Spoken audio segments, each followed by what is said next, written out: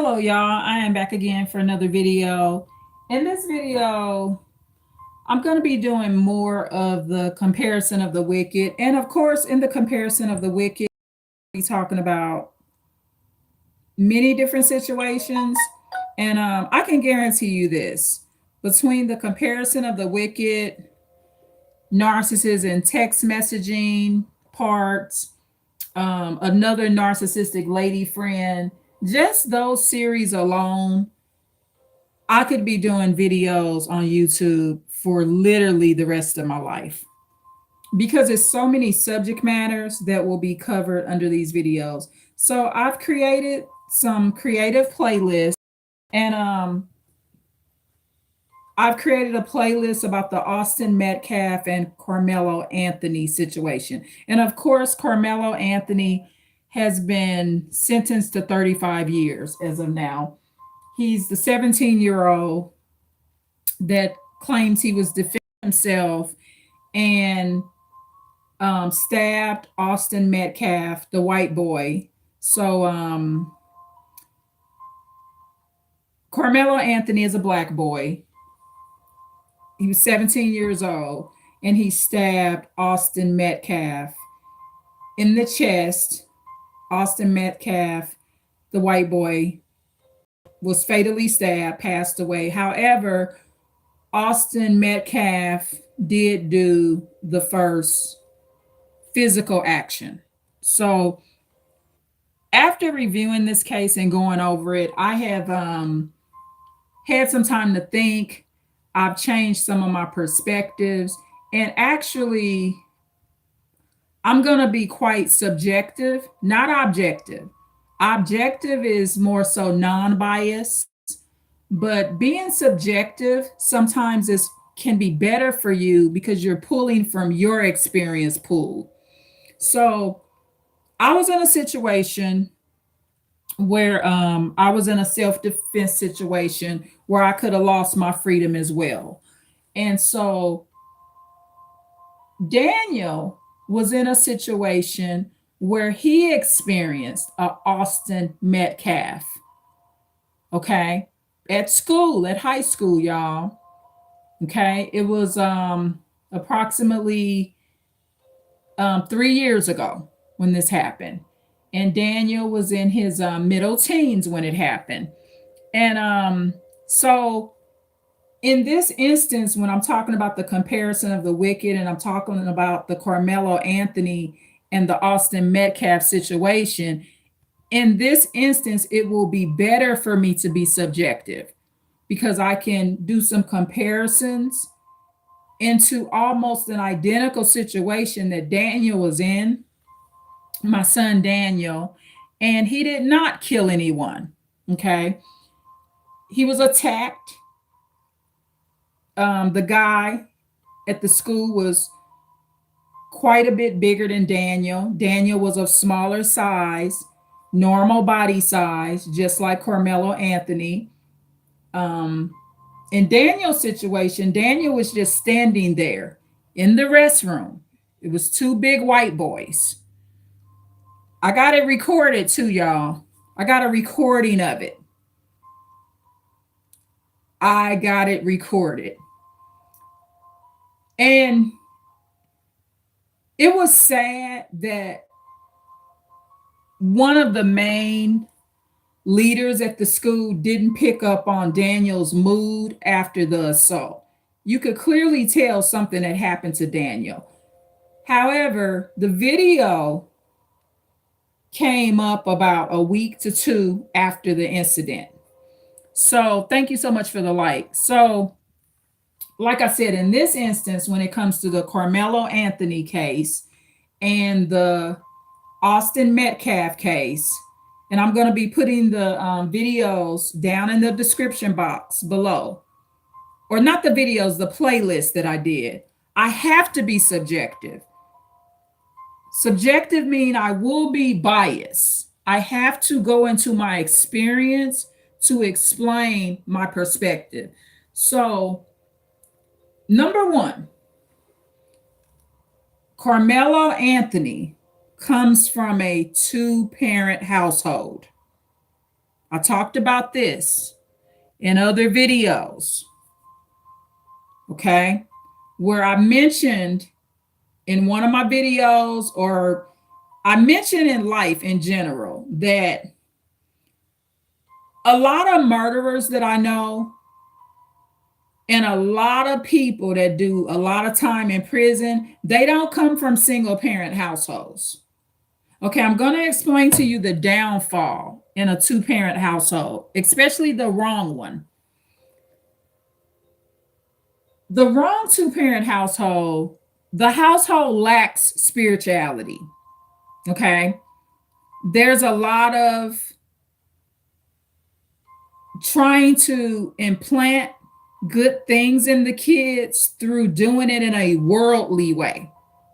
Okay, football in general, and I would do another video about this, but football in general is a demonic sport.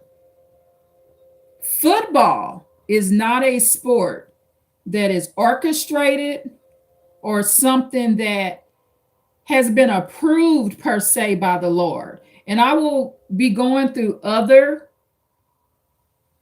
examples that I will give you in a separate video, because I kind of suspect that with the Carmelo Anthony playlist that I've created, I could go on for years talking about videos about different subject matters regarding this matter, right? And so, where did my music go, y'all? My background music. Where did my background music go? I must have bad reception. So, okay, let me check the chats while that's you got the little circle going. So, love yourself. How are you? Says love yourself. Says how are you? I'm doing excellent. And then at lavender dash 018 says hello to you. And then at lavender dash 018 says how are you today? I am excellent. Thank you so much, y'all, for the chats and for the likes. But my perspective of the Austin Metcalf and Carmelo Anthony case, y'all, did change, right? And that's because I did more research. Okay, I didn't really know, the media painted it like Austin Metcalf was just this good white boy and he was this innocent white kid. And I didn't know enough about his background. So I'm going to tell you some things I found out. And so you got to keep this in mind. Bullying goes wrong, okay? Because what happens is bullying catches up with you. And so I'm just going to be quite frank with this. Austin Metcalf, it's unfortunate that he passed away as a teenager himself. I think him and Carmelo were about the same age, right around 17. They both were kids, right? However, both of the boys, Carmelo Anthony, I do think he lost temper some, which that would be normal considering the unwelcoming, mean-spirited, and nasty, mean-spirited of the nasty, mean spirit of Austin Metcalf and his brother and some of the other boys. I just don't think it was a good fit. I'm also just now finding out that Charleston White claims that a week before the incident happened, if this is true, I'm not sure if it's true, but Charleston White says a week before Carmelo Anthony was even in the tent, that he was in the tent a week before, but Austin Metcalf, the murder victim, and his twin brother were not in the tent. So I guess when the bullies weren't present, so picture this, Carmelo Anthony being in the tent a week before, approximately a week before this happened, but the bullies weren't there. So it went a different kind of way. So Carmelo Anthony, he is definitely, he has a homicidal ideation and homicidal intentions. So he's very young, but so many black people, we are not coded enough. So he should be coded as being homicidal. So what happens in a case like that? Carmelo Anthony doesn't know what he is. Okay. And he wouldn't know what he is, and he wouldn't know that personality per se. It's just like another personality. He wouldn't know it because he's probably, neither one of his parents probably are coded as being homicidal. So see, there's a weakness in the parenting right there. Neither parent is coded as homicidal. So Carmelo Anthony, the advantage of being coded as being homicidal is it will reduce your risk and reduce your chances of actually committing a homicide, because you will know that that's your personality type. You will know what your triggers are, and you will be more likely to back off. Like, for example, me, I have a homicidal ideation. I don't fuck around with bullies. Anyone that I see that has a bullying personality, I don't fuck around with them at all. I don't care how old they are. And I will be quick to check a bully.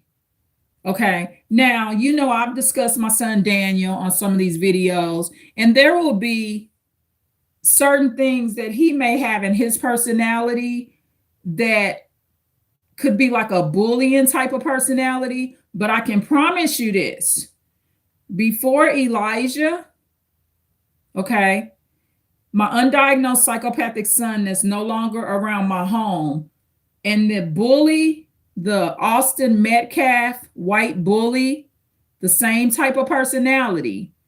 The only difference is his name was Nate. So instead of an Austin Metcalf, Daniel interacted with a Nate.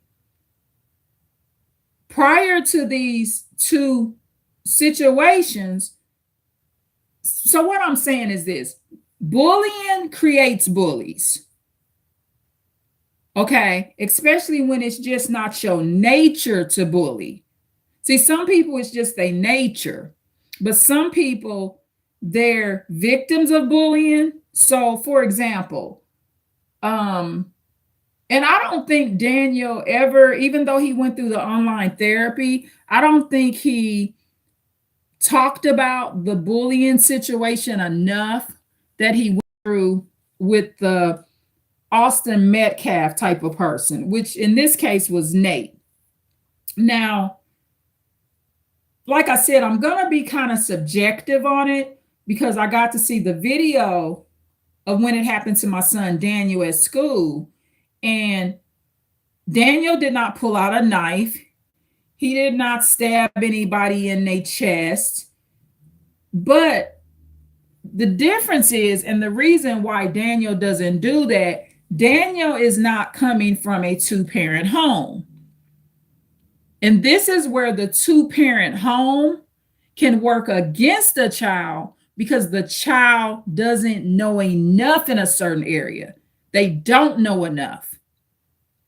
Okay, because sometimes in a two-parent home, the mother is expecting the father to teach the child about self-defense and all of these things, or the mother is not thinking about it at all because the mother may not have been in a domestic violence situation in the past, so she may not know. And it does not appear that Carmelo Anthony was raised in a domestic violence home. I don't get a sense that his home was a domestic violence home, which what that makes Carmelo Anthony's home is a naive home. See, a naive home, a home where you don't know enough about the streets, that will get you incarcerated and get you 35 years in the penitentiary, or it can get you unalived. Okay. So In this case, Austin Metcalf, the white boy or white teenager, was unalive, and Carmelo Anthony has been sentenced, the black teenager, he's been sentenced to 35 years in prison. Now, one of my pet peeves is this, and I don't know how it would have worked if it would have happened in the state that I'm in here, but one of my pet peeves is this: don't touch nobody. Keep your hands off the person. So, where I kind of like have some compassion is no matter what happened, none of them should be touching, pushing, or doing anything like that to Carmelo. However, because I am subjective, and Daniel had a Austin Metcalf in his life in high school, in his mid to early teenage years, which would have been 3 years ago.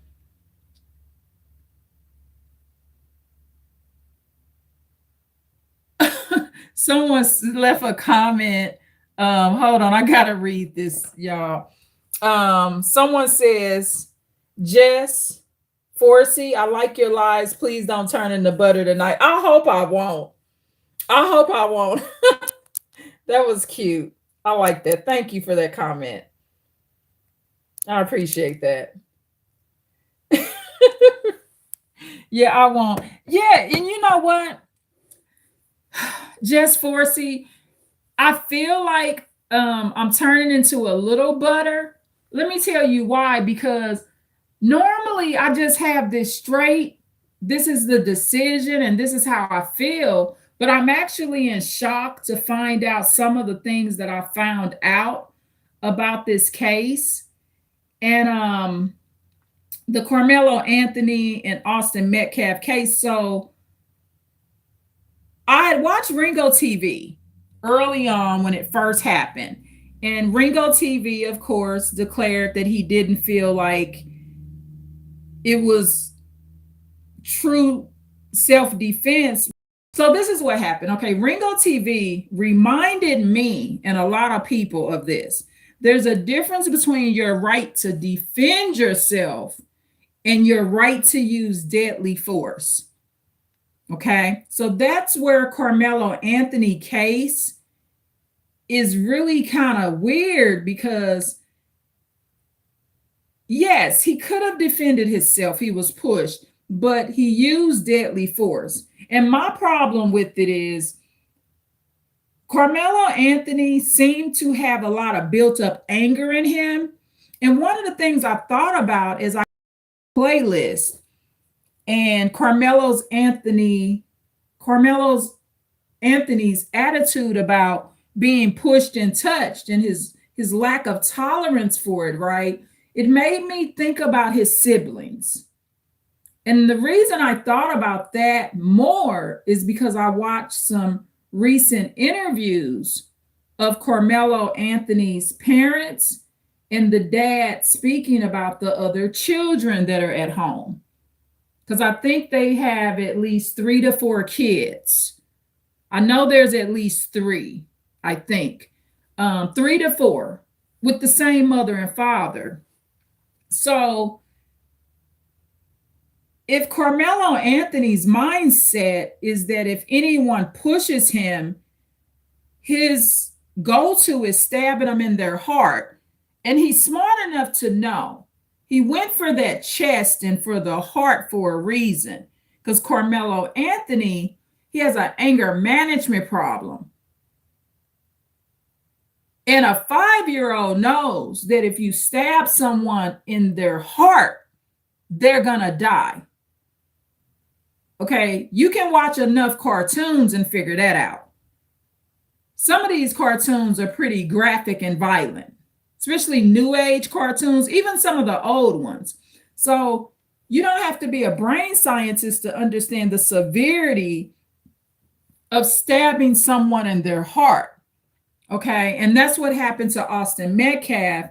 And so, like I said, in this case, I will be subjective, not objective. So I will be more biased because My son, this is part of the comparison of the wicked as well. My son Daniel was not wicked enough to take a knife and stab Nate in his chest. And Nate was an aggressive, abusive, bullying, big old white boy, too, just like Austin Metcalf was to Carmelo.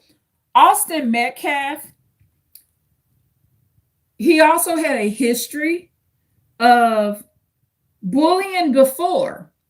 Carmelo Anthony had no criminal background, no history of bullying. Come to find out, Carmelo Anthony saved a white baby when he was little or something. He did something really good hearted when he was a little boy for a white baby. Okay. It's too bad that those people couldn't have spoken in court. And this is the thing with these kind of cases. Just like the media came and lied and said that Anita Ann Grayson, the 75-year-old lady, was jumped in the coffee shop and she got killed because she was jumped, which ended up being not true, y'all. You saw the recording. She was not jumped. They was actually trying to get Anita Ann Grayson to let the girl August hair go. Okay, so just like that can happen, the media can lie and not tell you that Carmelo Anthony was jumped. So there's all these stories coming out, and they kept the case where we are not allowed to see the case. And that's not a good sign when we're not allowed to see the courtroom case. And of course, with the Carmelo Anthony case, it was an all-white jury. So I'll use my son Daniel as an example. When he met his Austin Metcalf, which was a big old white boy named Nate, he attacked my son for no reason. I have a recording of it. There was another big old white boy there. It was two big white boys and my normal size son Daniel about 3 years ago in the high school restroom. And he just attacked Daniel. Daniel quickly fled and just got out of the restroom. The reason Nate did it was because he wanted Daniel's phone. He was trying to lure Daniel to another door or area of the restroom because he wanted Daniel's brand new phone, which is my son. Now, a group of white boys, about 4 of them, walked up to a lunch table while Daniel was eating and on his phone. And basically, you just as well put it like this, their approach method was, nigga, give me your phone. And I trained Daniel that an item is never worth your life. Just hand it over. Now, Daniel did a smooth move. He made sure he locked the phone before he handed it over. So it's not much they could get into, right? It ended up being a police situation. The police was biased and racist.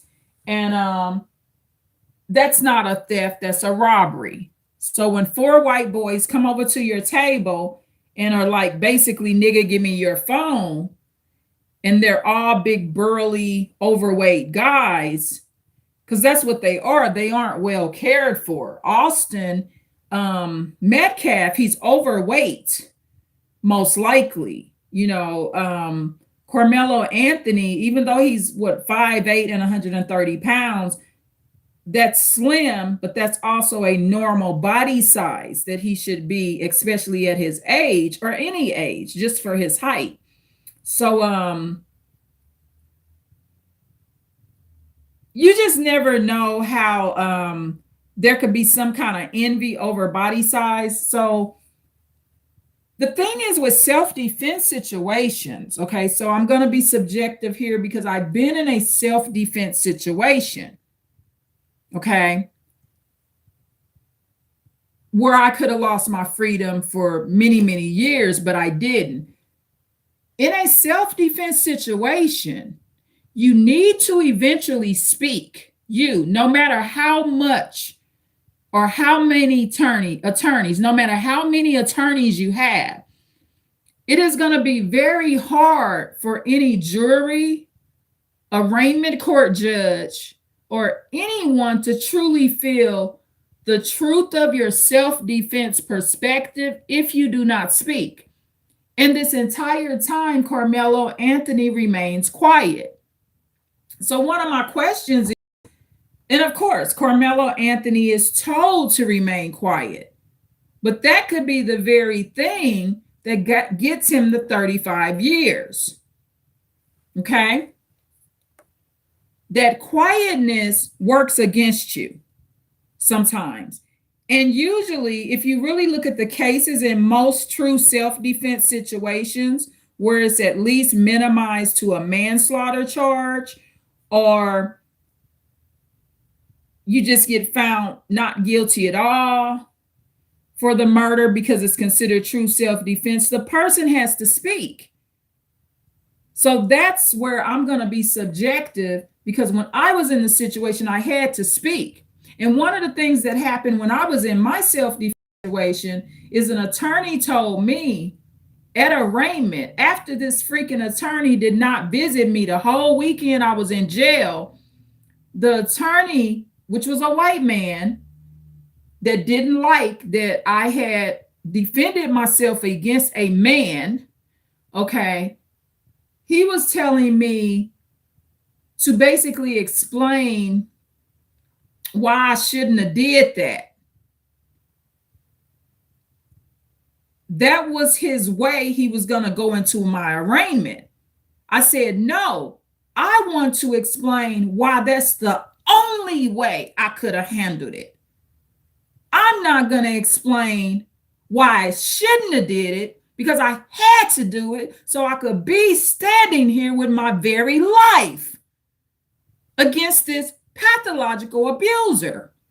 Then when I went up and I had my arraignment, the judge told me, if this attorney represents you, everyone he's represented, especially of your racial background, being Black, I have to send them all right back to the jail. This is what a judge pre-warned me of, that this particular lawyer is not defending ladies properly. So if this particular lawyer has to keep defending me at this arraignment, most likely I would go right back over to the jail like all the other Black women. And the judge explained that this lawyer, it even happens to white women as well, but especially Black women. So I said, you can go, sir. I don't need you. And the judge said she thought I would do better explaining my own situation. Okay, so this is why I'm going to be very subjective in this case, because I have a background where I had to defend myself. And Daniel had a situation in high school where he made a good-hearted choice when he interacted with a Austin Metcalf, which this white boy, big old white boy that attacked my son Daniel was just standing there. I had told Daniel the morning, he had a brand new shiny phone. The phone, we had just got the phone in the box the day before. It was a pretty shiny phone. It's on the video too. I advised Daniel, I said, don't pull this phone out. Be careful with pulling this phone out. Daniel pulled it out in the bathroom. The white boy that's a bully with the similar personality of Austin Metcalf, bigger size and everything, attacked Daniel. Because for one, he got mad with Daniel because Daniel was in the corner. Because when he tried to lure him over in the corner, Daniel refused to go, which that was a very smart move, not to go. And the other big old white boy just stood there and did nothing. I'm not sure if that's the one that did the recording. I think maybe he's the one that recorded it, which was, that's nice, but he didn't do anything to defend Daniel. That other big old white boy just stood there like a big dumb mute, and he didn't show any reaction at all to Daniel being attacked. Daniel swiftly walked away.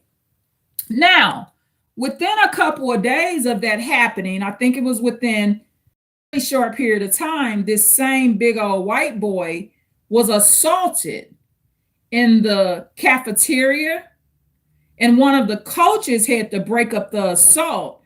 So Daniel has a pretty good reputation at the school, at that high school he was in. He's no longer at that particular high school because I took him out of that high school. But Daniel had a really good reputation, and Daniel was what I would call, quote unquote, kind of famous there, right? And one of the reasons is Daniel was in acting at school. Okay. So Daniel had a reputation of doing acting at school. And so thank you so much for the like. And so I guess it got around the school, and a lot of people felt some kind of way about what happened to Daniel. Now, Daniel didn't go tell these people to jump on Nate. But you know, sometimes when you jump on the wrong person, people get mad with you. So Nate was assaulted. One of the coaches broke it up. And I watched that video as well. So I got to see Nate, which was like Daniel's Austin Metcalf. I got to see Nate assaulting Daniel, Daniel walking away, not stabbing him in the chest like Carmelo Anthony did. And this is where I will be subjective, because Daniel was in that self-defense situation. Daniel didn't use a weapon. He just got out of there. By lunchtime, he was still robbed. The school didn't even replace Daniel's phone or anything, y'all. It's just really bad, the treatment that Daniel got when it happened. And, you know, it makes you wonder the psychological effect of a male being bullied by a big old white boy. How does that affect Daniel's life even right now, when I'm having issues with Daniel sometimes? But see, the thing is, going back to what I was saying in the beginning, one of the reasons Daniel walked away and had the capability of walking away, whether you believe it or not, is because Daniel has been raised in a single parent household. There are pros, whether you believe it or not. There are pros and there are cons to being raised in a home, a household where there's no significant other that your parent has. Because I'm watching these videos of Carmelo Anthony's parents, right? And one of the things I see is he's highly concerned about his wife, okay? Which is fine. She's grieving because her son is entering into the penitentiary system. So I get that. However, if those dynamics would have been going on before Carmelo Anthony stabbed Austin Metcalf, that means that Carmelo Anthony is somewhat in a home where there's emotional neglect going on. So what happens in these type of home with married parents, and I'm talking about when the biological parents are married, what happens is there's a lot of external fixes to try to make the kids come out well. So one of the external fixes for a two-parent home, where it's the biological parents, or I'm going to give the example of the biological mother and stepfather. But I'm only going to give this example if a stepfather was in the child's life from the time they were a baby.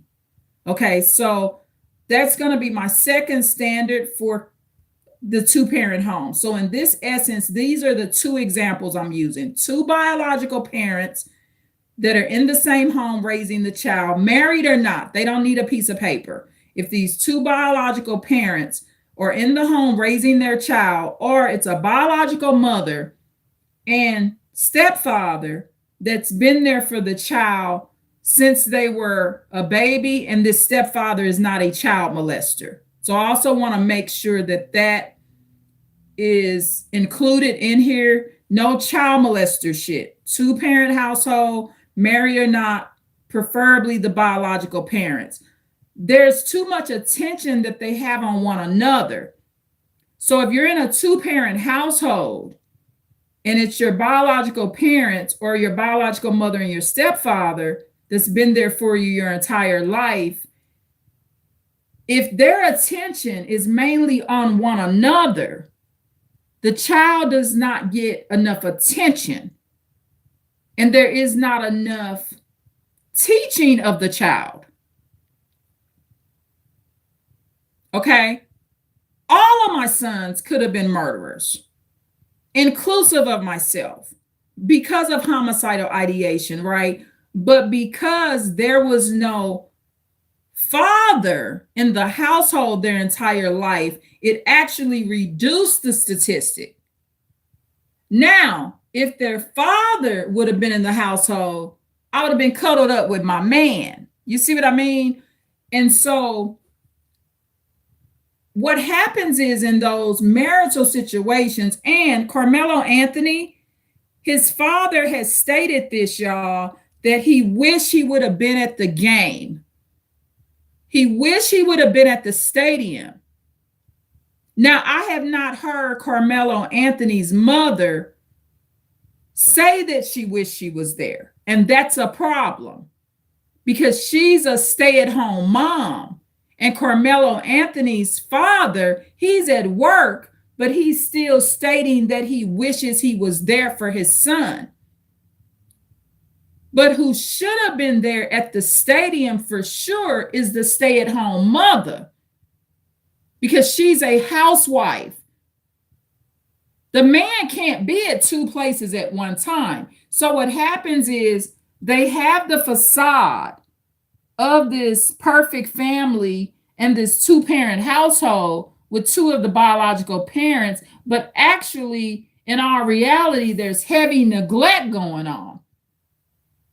Because one of my questions for both parents that I would have is, where were you both at when you got your angry, homicidal, gangster ass 17-year-old son that does not want any white boy or anyone putting their hands on him or pushing him? Where are his parents? So what happens is, what a lot of teens and youth and children go through when they have their two biological parents, they go through what you call adultification, which means you're treated like an adult and you're being given the privileges of an adult, and you're not an adult. And also, Austin Metcalf is being victimized in the same way, which is the white boy that got killed. He's also experiencing adultification.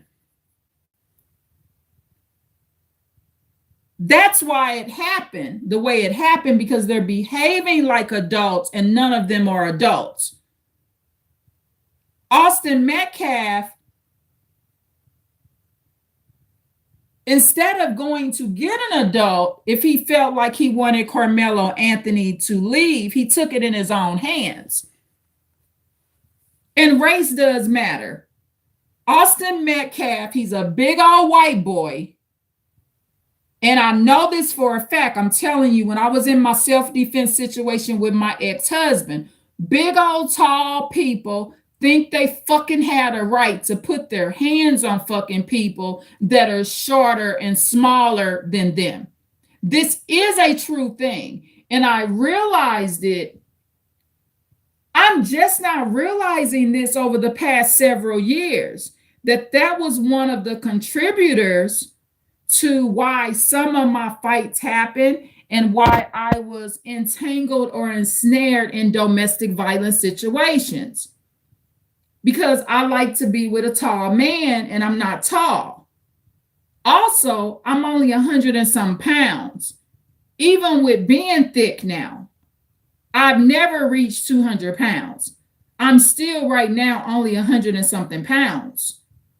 Okay, so bigger and taller bullies, they get very aggressive when you are a smaller body size, and that gives them the comfort to charge at you, push you. I was assaulted by my ex-husband where he took his fist and brutally punched me in my eye. I was assaulted really, really bad.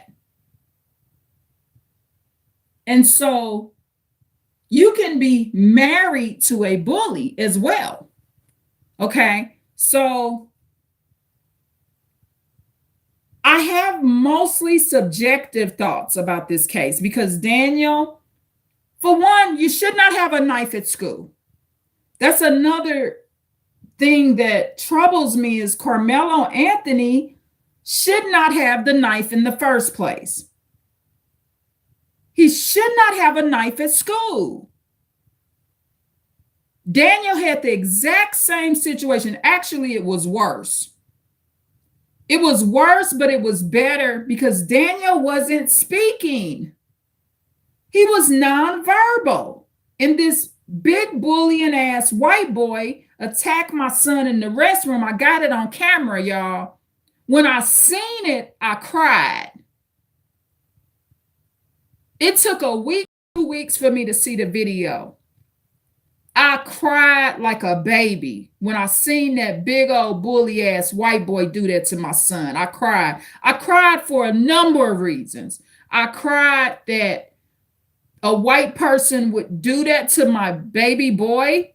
I cried of Daniel's strength, of how he used everything that I had taught him. And I cried about, I know I talk about the comparison of the wicked, and sometimes I'd be a little pissed off at Daniel, right? But I cried about the joy I had, about the type of heart that my son had. My son Daniel could have turned around if he really wanted to and killed that white boy with his hands. My son Daniel could have took care of that motherfucker if he wanted to. When I had my self-defense situation, I had no weapon. I blacked out.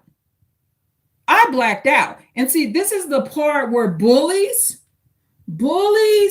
need to keep their hands to themselves. In the description box, I'm going to, let me see if I can find it if this other device came up. Austin Metcalf.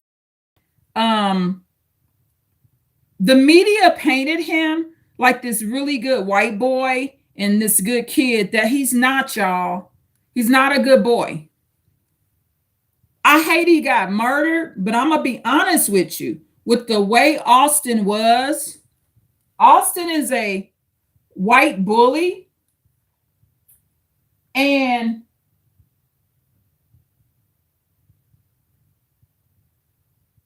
eventually, if he would have been bullying the white race like that, somebody was going to put him down eventually. With both those boys' spirits, with Carmelo Anthony's no nonsense spirit of can't nobody touch him or else he gonna take care of it. And he did. He took care of it. He told the white boy not to touch him.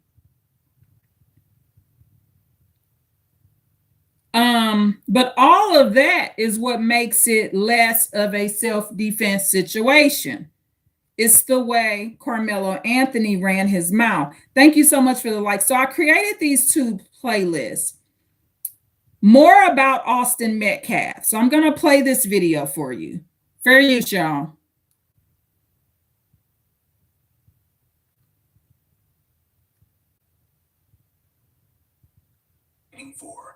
Now, there's been hold on. This is a black man that's on this. Hold on. Family and fellow soldiers, I'm the professor, and This is the professor of Black Truth, right? And everything he puts on here, this YouTuber is very credible, right? And so he's going to go into the background of Austin Metcalf. And this was something I was unaware of because the media lies, y'all. Also, keep this in mind. Since we were not there at that stadium, we don't know if he was jumped, if Carmelo Anthony was jumped. I cried when I thought about this. What if he didn't stab the white boy and they would have George Floyd him? See, we never want to think about that, how far it went, because it was at least 5 white boys that would have been on Carmelo Anthony. So what happens in those situations when the first one pushed you? I was jumped in 5th grade. Okay. My dad was late, running late one day after school. I decided to take a walk. I was jumped by 3 girls in 5th grade. I won that fight. I handled that. But how far can it go? See, what happens is,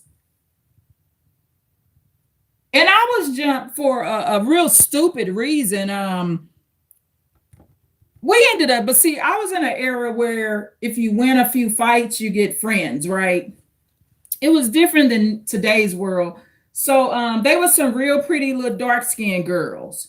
So I was on the other side of the street. So one of the dark skinned girls was screaming over across the street, "Look at that little pretty high yellow bitch.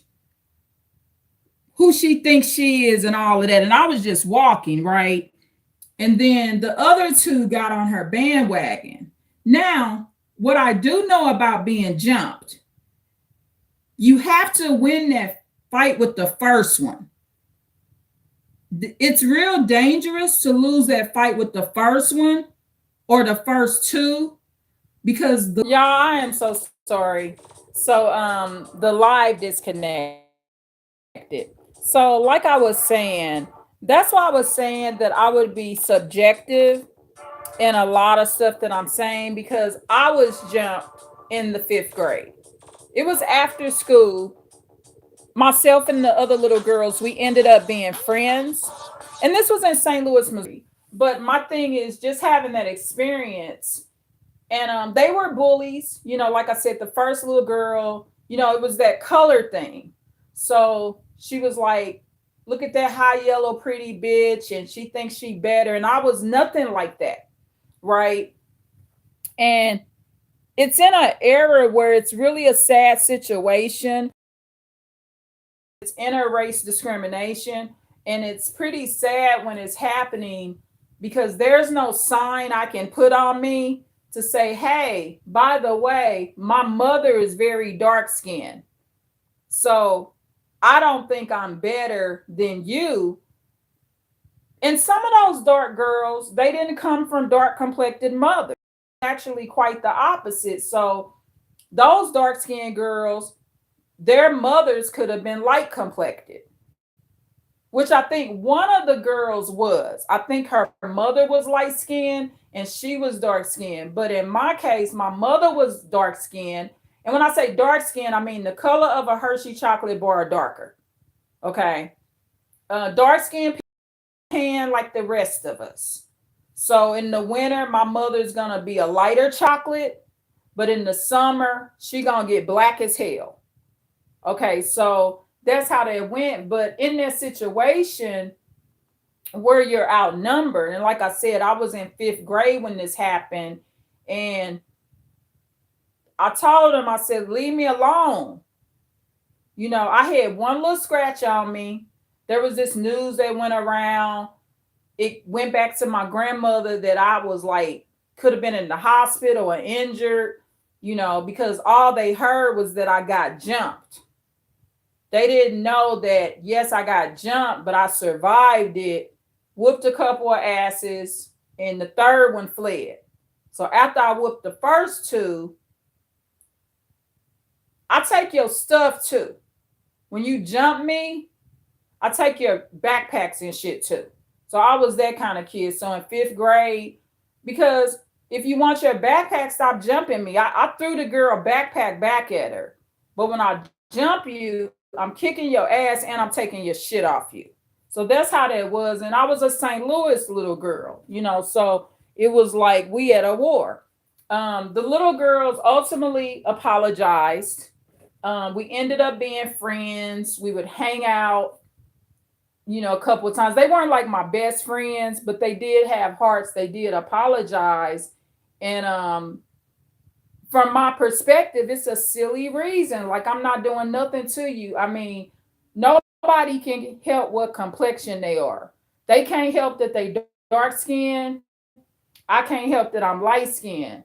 And it's no way that I would, me and my friends jump somebody just because they dark skinned. That's crazy. So that pissed me off too, because I is a good enough reason for three dark skinned girls to come across the street and jump on me. And that's what happened. And two of them got beat down and one of them ran off.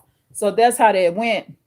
I can't win them all, but you have to yeah, exactly, Natalie. Exactly. Oh, Natalie. Let me give you the update, because remember I told you that I ended up meeting with Daniel and cashing his check and stuff. Remember that, Natalie? Everyone say hi to Natalie. She's basically my moderator, y'all. So be very respectful of Natalie. Whenever she comes in alive, it's definitely a lot to talk about because she brings the subject matter here. So I'm talking about this Carmelo Anthony thing and this Austin Metcalf, Natalie, and I'm going over the situation where my son Daniel, this is another comparison of the wicked and how I'm actually bragging that my son Daniel was actually in a similar situation to Carmelo Anthony, and he was more isolated. My son Daniel was in the boys' restroom when he got attacked by Nate, which was our Austin Metcalf. Now, within the next like 2 to 4 days or something, it was like within a couple of days, Nate ended up getting jumped in the cafeteria by like some Samoan kids and other races of kids. And that was on tape too. So when Daniel got jumped on, for no reason. Nate wanted his phone. Daniel had a brand new phone. This was like 3 years ago, Natalie and y'all. And so I was pointing out, Natalie, that in this Carmelo Anthony situation and the Austin Metcalf situation, Austin Metcalf being the white boy that got murdered by the black boy, Carmelo Anthony is now sentenced to 35 years. I'm going to be quite subjective regarding this, prior self-defense situation I was in with my ex-husband, being jumped in fifth grade, and seeing the assault that Daniel went through. And who knows, Natalie, we talk a lot about Daniel's behavior on here, but I cried when I saw the video because I was so proud of Daniel's good nature. It takes a good hearted person and a good natured person to walk away from evil too. So I just want to give my son Daniel his props on that. And then the update, I'll be doing some more videos, but the check thing went successful with cashing the check on Sunday, Natalie. Daniel's behavior was not perfect. He's definitely a little rebellious. He's selfish. He has some selfish nature in him. He's young, and I have another whole video list to do about the comparison of the wicked. This is just more of the comparison of the wicked. Yeah, exactly, Natalie. And see, you got to look at this. How does that affect? See, because this is the thing. When you're bullied and attacked like that, Natalie, and Daniel, who knows the psychological effect that is taking on him now? Because what does Daniel do now? Bully me and Isaiah. See, Daniel wasn't like that before. Daniel wasn't the bully, but after he was exposed to a undiagnosed psychopath, which is Elijah, the middle son, and Nate, he became a totally different type of monster. And I can see that he's trying to heal from that, right? So, who knows the ongoing effect? And even when Daniel did like his online therapy and stuff, that's not an issue that he went through exactly discuss enough. I mean, we talked about the policing abuse. He went through therapy for the policing abuse because, there was a toxic police officer. So the toxic police officer supported the abuser. Yeah, exactly. Now, so Natalie says here, um, so okay, Natalie, let me go back in the comments. I read all the other comments before you came in, Natalie. So Natalie says, so sad that this issue is in our community. I remember being bullied for being dark skinned. I still do get bullied as an adult, and that's very sad. I'm sorry to hear that. My mother had low self-esteem about being dark skinned, and I found that out through having a conversation with her. It's very sad that she had that self-esteem like that too. Being dark skinned, I mean, it's the prettiest complexion in the world. I mean, especially the age out. I always say this. I'm grateful that my mother is not white because that's why my skin and the way I age out is the way it is. It's because I'm picking up on the dark skin bloodline, right?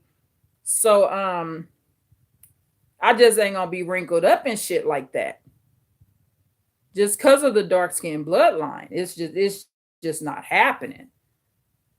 Two, the dark skin bloodline, and as long as cool water fucking exists, I'm not gonna be having all them freaking wrinkles. I'm sorry. I ain't getting no plastic surgery neither. But as long as some oil exists, some sun, not over sunning, some sun, my De La Cruz vitamin E oil, some cold water, and keeping the DNA of my dark skin bloodline, I'm just not gonna. I mean, I may pop up 90 years old. Hey, I may have like one or two wrinkles on my knee or some shit, but mm-mm. Oh, Natalie. Okay, so Natalie says, okay, I said beautiful Thursday to you as well, Natalie. And Natalie says, no matter what, Daniel didn't deserve that treatment. Exactly. Natalie, thank you for saying that because we want to be fair. What I like to do is what Daniel is doing wrong, but in this comparison of the wicked and just with this whole Carmelo Anthony case, I would have to say Daniel has a very good heart. Daniel could have turned around and put Nate down because you could see Daniel had the angry walk, y'all, when he walked away. And I'm not going to lie. I also cried because I was so happy that Daniel was more advanced than me. I'm always happy that my children are better.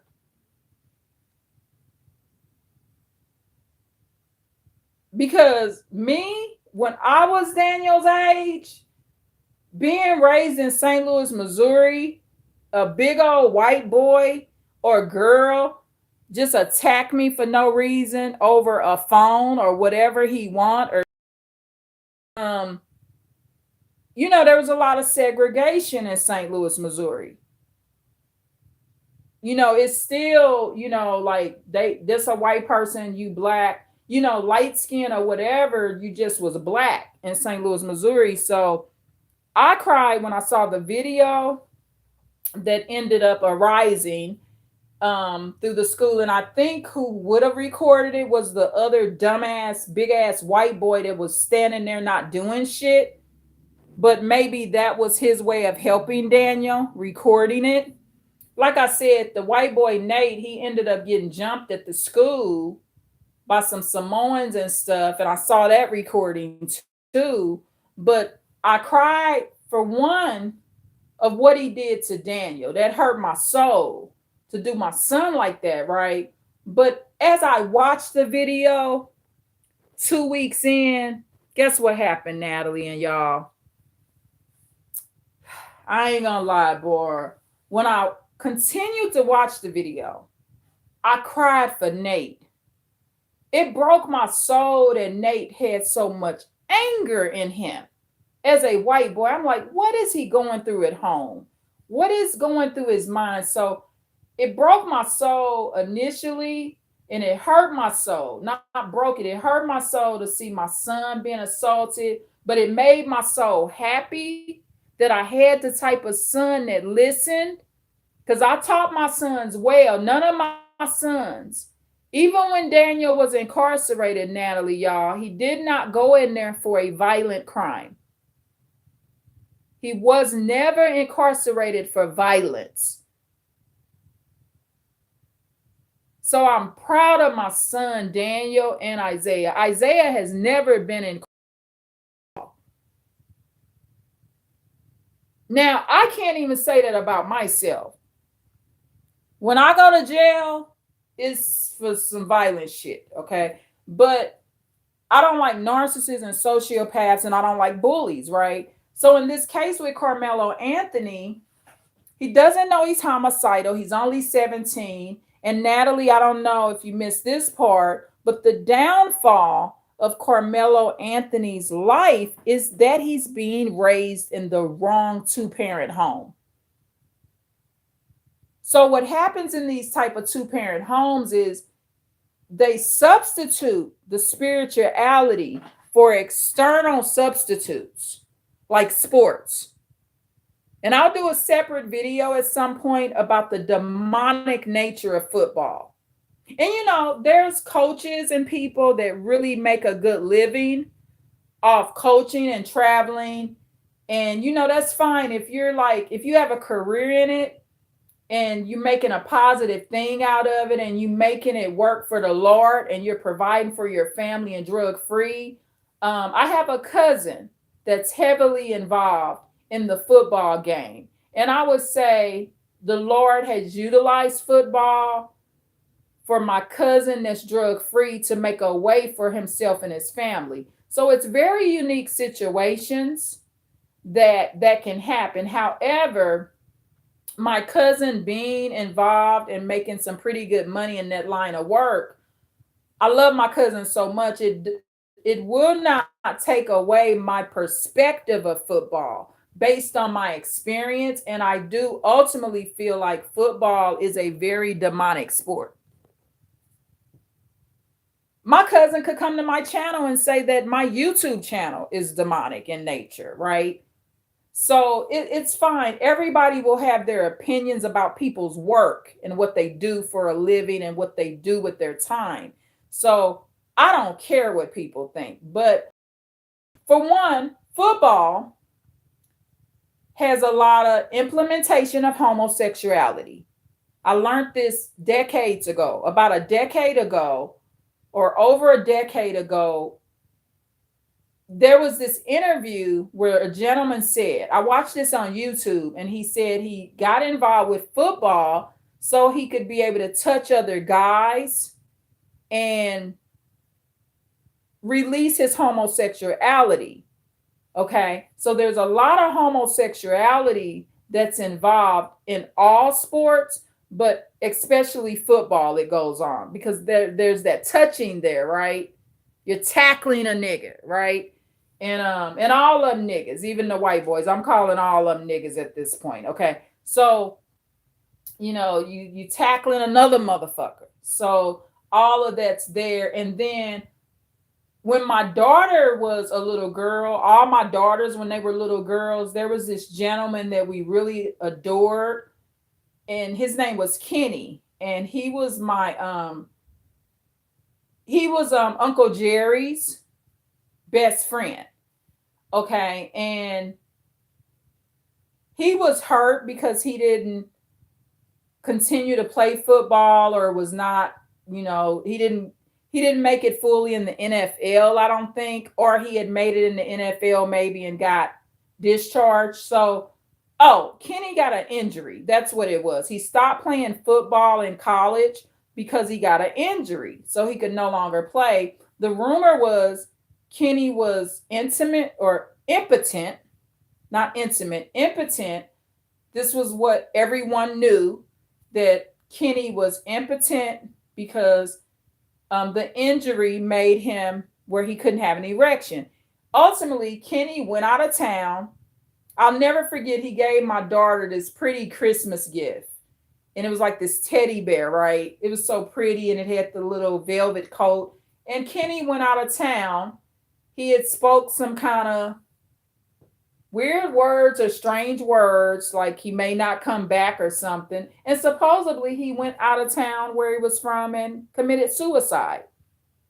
And the basis of his suicide was freaking football, the injury from football. And so, also, think about it.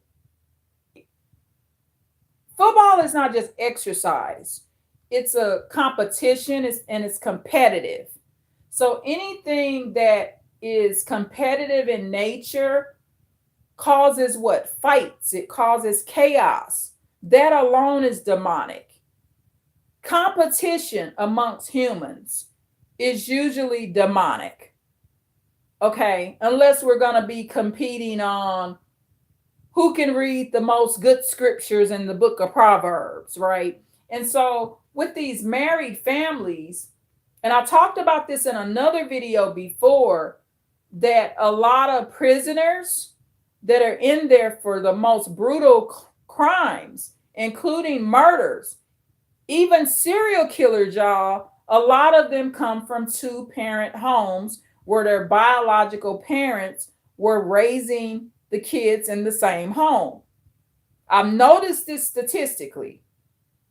And I've noticed that a lot of people that were not in a 2-parent home with both of their biological parents don't go to prison for violent crimes. So one of the things I mentioned too earlier in the video, Natalie and everybody in this video, is that when you're claiming a self-defense claim, KARMELO Anthony has kept quiet. The 17-year-old that unalived Austin Metcalf by stabbing him in the chest. And for me, I don't think I would have approved. That's why I'm saying I'm admitting to being subjective on this, y'all. I'm not being objective. Objective would mean I would be less biased. I'm admitting that I'm being subjective on this. Okay, I'm admitting it. I'm coming forward and admitting it because I don't think I would have approved of my son Daniel just because Nate pushed Daniel and was bigger. Daniel walked away. I don't think I would have approved of Daniel turning around, pulling a knife out of his backpack and ramming it through Nate's chest. I know I wouldn't have approved of it because as I continued to watch the video, of course, I cried about what Nate did to my baby boy, Daniel. However, I ended up crying and it broke my soul that Nate was that angry because I know that Nate's anger has very little to do with Daniel. Nate ended up getting put out of the school too, and he got jumped. So I know for a fact I love Nate and Daniel. And it broke my soul to even see the video. Just to see my son hurting eyes, to see how angry Nate was. It made me cry. So I know I would have cried for Nate as well if my son would have turned around and took a whole knife and put it through that teen boy chest. I can't say I approve of that level of aggression, no matter what the race is. However, I do feel like 35 years to be in prison, that's what KARMELO Anthony is going to have to do at this point. 35 years and the bully pushed you first. Austin Metcalf also had a history of bullying already. He was a shit starter. That white boy wasn't going to live out his years anyway. Somebody was going to eventually put him down, even if it was another white person. You just can't go around pushing on fucking people. And then because I was jumped in the 5th grade, I'm going to be subjective in that area too, because I got to think about, well, what if Carmelo didn't stab Austin in the chest and then all of them would have George Floyded him out? There's all these different scenarios, right? We don't know what really could have happened to Carmelo because he took care of the first one. Because when you're jumped, even being jumped in the 5th grade, those 3 dark-skinned pretty black girls, they came over to finish me off. So if I would have lost that fight, and in St. Louis, when we jump somebody, we stump them out and shit. And I knew that shit too. That's why I whooped ass the way I whooped ass. Like, and I remember telling one of them, my mother dark skinned. Shit, my mother just as black as you motherfuckers. What the fuck? But we all ended up being friends. We were cool. That was an era where people apologized to you. Kids don't apologize no more. They actually think they have the right. But fair use, y'all. I want to let you hear this video. This is from this black gentleman. He's from Professional Black Truth. And I want you to hear the background of Austin Metcalf, which is the white boy. I did an extensive long playlist on the Austin Metcalf and the Carmelo Anthony situation. And this is what I called it: the Austin Metcalf and the Carmelo Anthony tragedy. Because it's a tragedy to both teen boys. One boy is dead because he got a knife rammed through his chest, and Carmelo Anthony got 35 years. Both boys are gone. And I'm very afraid for Carmelo Anthony's life, because you got to always keep this in mind. Yes, right or wrong, Austin Metcalf is now deceased, the white boy. But now you got to worry about what they're going to do to this other kid, Carmelo Anthony. What's going to happen to this kid? They got him in protective custody thus far, but protective custody, that ain't good if you got the wrong guards. They can hurt you too. Look at the Robert Brooks case. Oh, and I got to do a video about that. I found out some of the reason why it happened, y'all. I did a little research. I wasn't going to stop with the Robert Brooks case. The media covers up so much, y'all. But I finally got some of the answers that can soothe my soul. And no, Robert Brooks did not do nothing bad.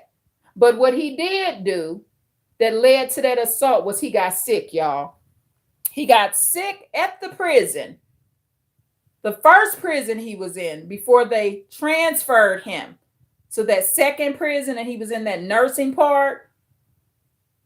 He threw up in his cell at the first prison. That's what happened. And that's not a good reason to brutally beat anybody, but prison is a freaking dangerous place for anything normal to happen to you. I could be in prison and have an asthma attack. You could be in prison and have a seizure and they jump you. Prison is a very dangerous place for you to be having anything natural happening to you. You could be in prison and get a bad acne bump, and they think you got HIV and they jump you for that.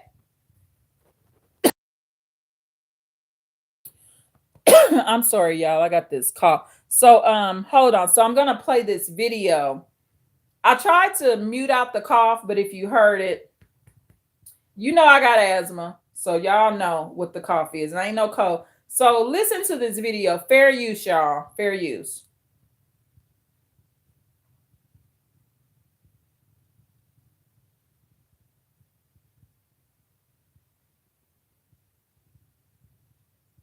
Again, fair use, y'all.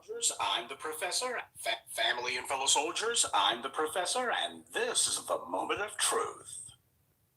Predictably, the all-white jury that rubber-stamped the Carmelo Anthony case came back with a guilty verdict. You can be disgusted with the outcome, but nobody can be surprised. They were making it crystal clear from the very beginning exactly how this was going to work out, starting with the bogus charges against that kid. This was going to be a courtroom lynching. It was going to be white power reassuring itself that it was still in charge. This was never about the law, and they didn't even make a pretense that it was about the law. It was always about reinforcing the white supremacist legal doctrine that black people have no right of self-defense. You know, Mike Brown was demonized by the white media because of his height. That alone made him the bad guy, even though he was the one who was murdered. Well, Austin Metcalf was also much taller than the boy he threatened and attacked, but the white media never made that an issue. You know, there's a lot of things that I see when I look at this Metcalf fellow, but the one thing nobody sees is a victim. He had behavioral problems before now. He threatened and assaulted a total stranger for no reason whatsoever. So Austin Metcalf had behavior problems before, and this was something that I did not know. And this doesn't mean he should be killed per se, but Carmelo Anthony had a good criminal history, but Austin Metcalf had a history. So listen. Had he been civilized, nothing would have Hold happened. on. He was the one who was murdered. Well, Austin Metcalf was also much taller than the boy he threatened and attacked, but the white media never made that an issue. You know, there's a lot of things that I see when I look at this Metcalf fellow, but the one thing nobody sees is a victim. He had behavioral problems before now. He threatened and assaulted a total stranger for no reason whatsoever. Had he been civilized, nothing would have happened. Carmelo Anthony. So Austin Metcalf had threatened a total stranger before. So listen. He has no criminal record, never in trouble with the law. So he's talking about Carmelo Anthony never had a criminal record. So listen to it again. I'm going to play it again. Fair use, y'all. Family and fellow soldiers, I'm the professor, and this is the moment of truth. Predictably, the all-white jury that rubber-stamped the Carmelo Anthony case came back with a guilty verdict. You can be disgusted with the outcome, but nobody can be surprised. They were making it crystal clear from the very beginning exactly how this was going to work out, starting with the bogus charges against that kid. This was going to be a courtroom lynching. It was going to be white power reassuring itself that it was still in charge. This was never about the law, and they didn't even make a pretense that it was about the law. It was always about reinforcing the white supremacist legal doctrine that black people have no right of self-defense. You know, Mike Brown was demonized by the white media because of his height. That alone made him the bad guy, even though he was the one who was murdered. Well, Austin Metcalf was also much taller than the boy he threatened and attacked, but the white media never made that an issue. You know, there's a lot of things that I see when I look at this Metcalf fellow, but the one thing nobody sees is a victim. He had behavioral problems before now. He for no reason whatsoever. Had he been civilized, nothing would have happened. Carmelo Anthony has no criminal record, never in trouble with the law. Can the gun-wielding thug Metcalf say the same? This entire perverted fiasco was dirty from the jump. From the DA who decided to bring these bogus charges and then who illegally excluded only the black jurors, to the judge who allowed it, to the defense counsel who was clearly not giving it the old college try. The fix was in from the beginning, and we called this.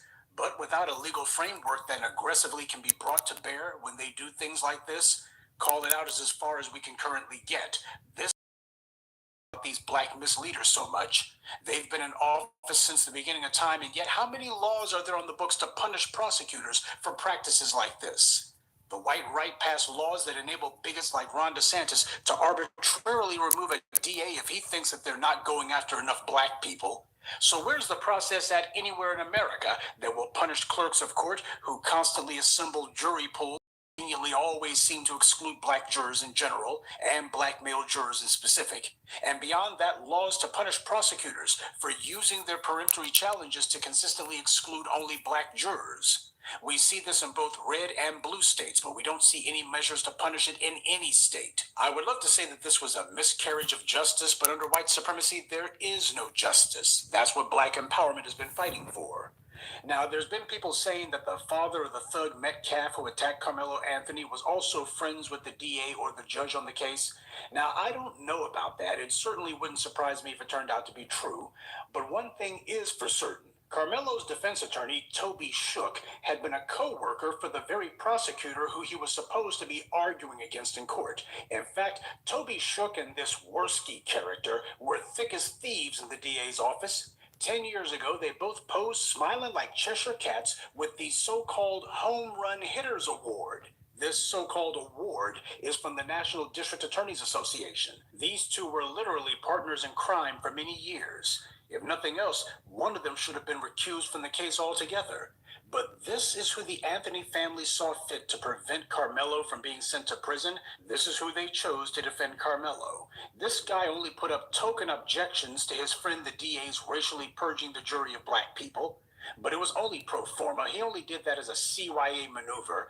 But he didn't go any further than that. Remember, every time you talk about this so-called defense attorney Toby Shook, you need to include that he's a former colleague, but a current friend of the prosecutor in this case. As I said, he wasn't given this one the old college try. In fact, he wasn't trying at all. And there's the usual trash who didn't like me referring to the jury as an all-white jury. Why not? It's true. There's been the predictable whining that there were some Hispanics on the jury. Oh, and the black jurors were not allowed to be there for reasons like they're a teacher, y'all. Not that they're a felon, but because they're a teacher. It was just horrible. So, this is the thing. Okay, so fair use. I'm going to put that video in the description box. That's a black man, but he gives a lot of information. He's very credible, y'all. There's not been one lie that he's told from his channel. And I try to make my channel the same way, where when you come here, there's no lies. Okay. So y'all know when I disappear for a couple of days, I'm building my playlist. Remember, I told y'all that. So I do a lot of work, not just on video. So I have to take time to create my playlist and listen to the videos in the playlist.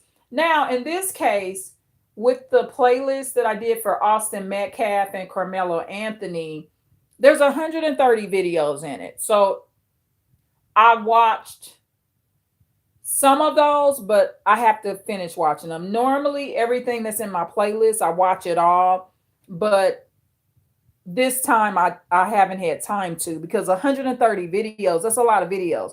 So it gives you a vast amount of videos for you to choose and pick from, and they're very interesting. So I created 3 playlists. I started my legal playlist, learning more about the law. So I'm going to put about 2 or 3 playlists in the description box below. And I'm going to put this fair use video in the description box below.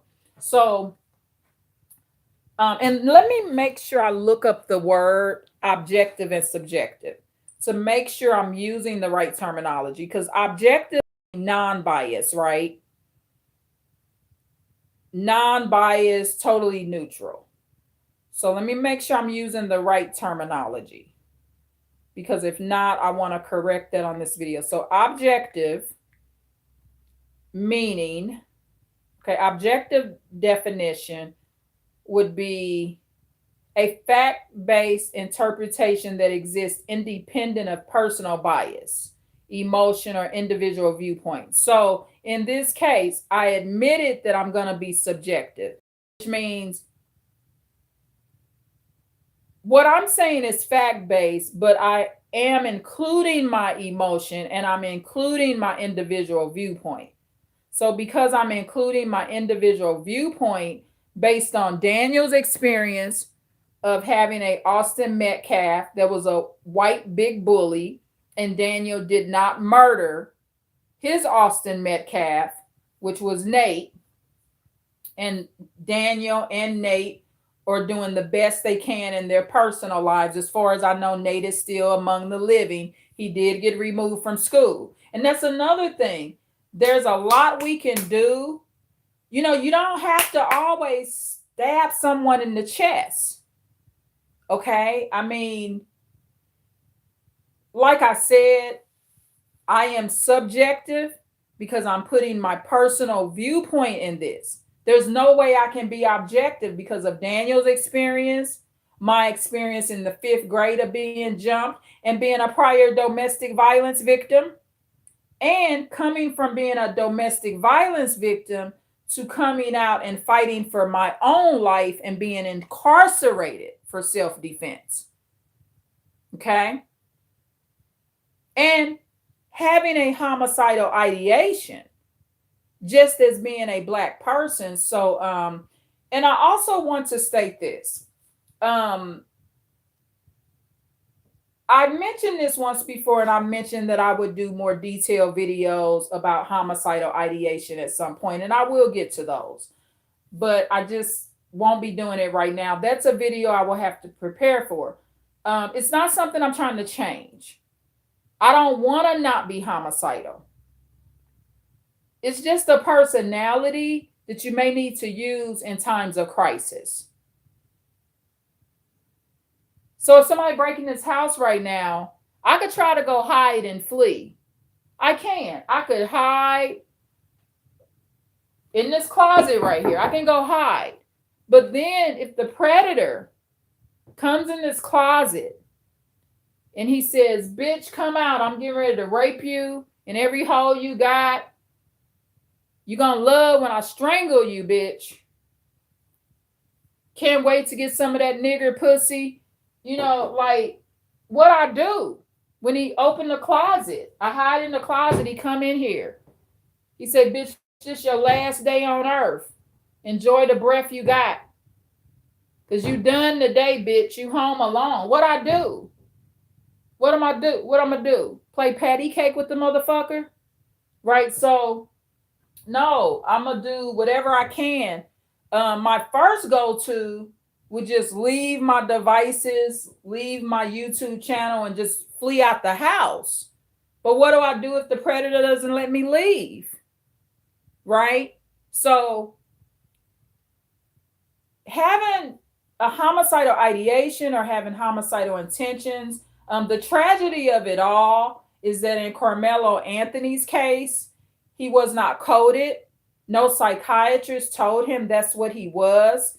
It doesn't appear like he's had any anger management class. I've taken an anger management class. I think everyone in the United States should spend a weekend in jail, y'all. I think it should be mandatory to spend a weekend in jail in like a protective custody. I'm not talking about putting you in general population. Protective custody. Thank you so much for the likes, y'all, because they teaching all the wrong shit in high school, right? Algebra. We live in a homicidal country. The United States is a homicidal country, but we steadily teaching children in high school about algebra, science, history. And that's on purpose, so they can keep feeding the criminal justice system and everybody keep making money. They actually don't want to teach these kids how to get along and how not to kill each other. Because if we teach them that, then all these lawyers and judges and jails and counselors and therapists and correctional officers, it's just too much money being made off of it, right? So why would it stop? So I think my subjective perspectives are going to benefit this case because I'm coming with the experience and opinions that are fact-based as well. So this being the comparison of the wicked, talking about this Carmelo Anthony and Austin Metcalf situation, inclusive of Daniel's situation, and doing the comparison in it. I'm really grateful that I have the kind of son, Daniel. Daniel has been in multiple situations. Isaiah has too. Isaiah and Daniel have been in multiple situations and they refuse to kill any. So, the thing with the two-parent home versus a drug-free one-parent home. So, I'm a one-parent home versus a two-parent home. The two-parent home, from my perspective, they're utilizing external forces, outside forces like football, sports. They get heavily into, they get extreme into external forces that are not spiritual, that do not teach their children actually what they need to know about self control, impulse control, not killing, and how to control their anger. The two-parent household, the child is not seeing enough therapists and psychiatrists as well. Versus I may be more apt to put my child in therapy. So these are the downfalls. So this is why when Daniel was in the situation, he chose not to kill. Also, I want to point this out. My sons have been on sports teams. Daniel's in church. He's on YouTube. He works. He has after school activities. What I'm saying is the two-parent household is too extreme and over reliant. Yes, yes. Natalie says basically empathy is missing from all sides. Yes. See, okay, for example, I'll use this channel as an example. Do you think Carmelo Anthony's mother, is she doing a YouTube channel like this? What was she doing when her son was at the stadium? Only the father of Carmelo Anthony, the black boy that killed the white boy, he regrets not being at the stadium. The mother has not said that. I haven't heard her say it. She hasn't said it on TV where I've said it, where I've heard her say it. And you can watch the videos in the playlist. In the playlist, she's going to talk about it. She was on the parents was on the Willie D live show. It's in my playlist. It's about a 42-minute video or 40-minute video. I may find that and put that separate in other videos to watch. Give me like an hour to do the playlist on this video once it ends. But like Natalie said, basically empathy's missing from all sides. Now, Natalie, do you mean the parents, Carmelo's parents, or from the both families, Austin and Carmelo's, just to make sure? Oh, and Natalie says white people never made fun of her. I think a lot of who has problems with the white boys be black males. I think they pick on black males a lot. Like how Carmelo, what he just went through and what Daniel went through. They like to pick on the black males. I think white people treat the girls better. I think they really fuck with black males. Yeah, so Natalie says basically empathy's missing from both teams, the teammates and the parents. Yes, thank you. Yeah. And you know why, Natalie and everybody? It's because football itself is a competitive sport. It's a sport. Look at all the murders in general that's happened within several sports, not just football. We've had hockey players bust another hockey player upside the head where the other hockey player is paralyzed for life. They keep a lot of this shit hush hush, But oh my goodness, do not fuck with hockey players. Black people just know not to fuck around with hockey. We already know what a white person gonna do to you in hockey because we see what the fuck they do with one another. A hockey player seems like he plays hockey to take that motherfucking stick and beat the shit out of somebody. And that's another thing. Not everybody's joining a sport to really like learn to play and to learn better skills to use to be a team member. Some people are knowingly getting in sports so they can take their aggression out on people. Ooh, I'm gonna be a football player so I can just grab his balls and shit. You know, it's competitive and could be considered demonic in nature. And see, the thing is with these kids, like Daniel, he's been in church since he's been on this earth, right? So what if Carmelo and Austin Metcalf, Carmelo Anthony and Austin Metcalf, what if they would have been at Pastor Dan's church on youth night or men's night or teen night?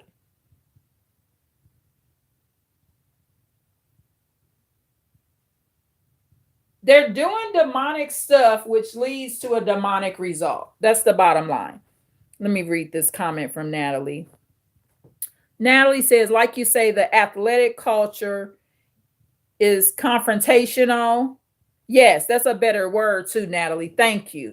That is a better word. Because what word did I use? Competitive, but it's more than competitive.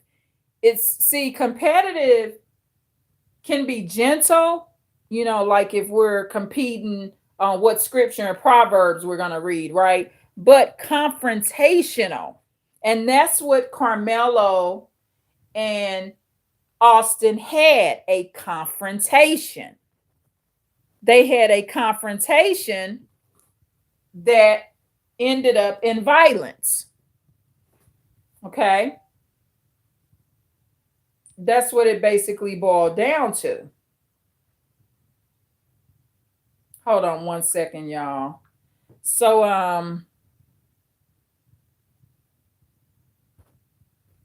okay. Yeah, okay, so okay.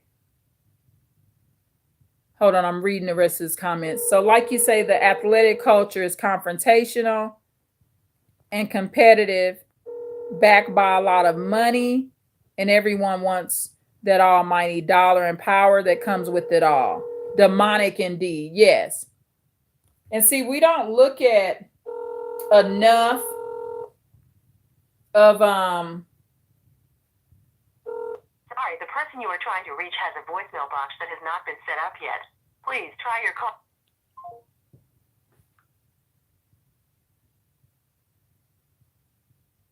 Yeah, we don't look at enough.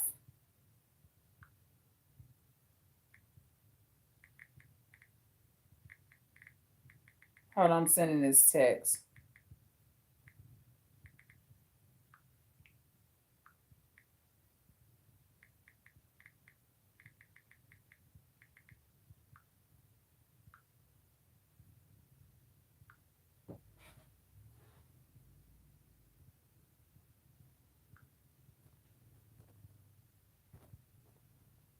Hold on one second. I'm reading all these comments.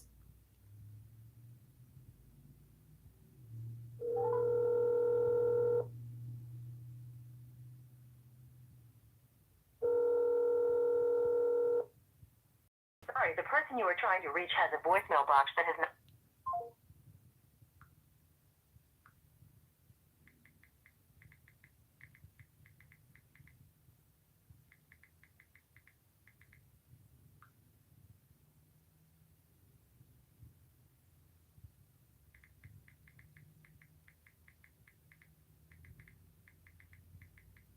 Hold on one second, y'all. I'm gonna go get this other device as well. Hold on just one second.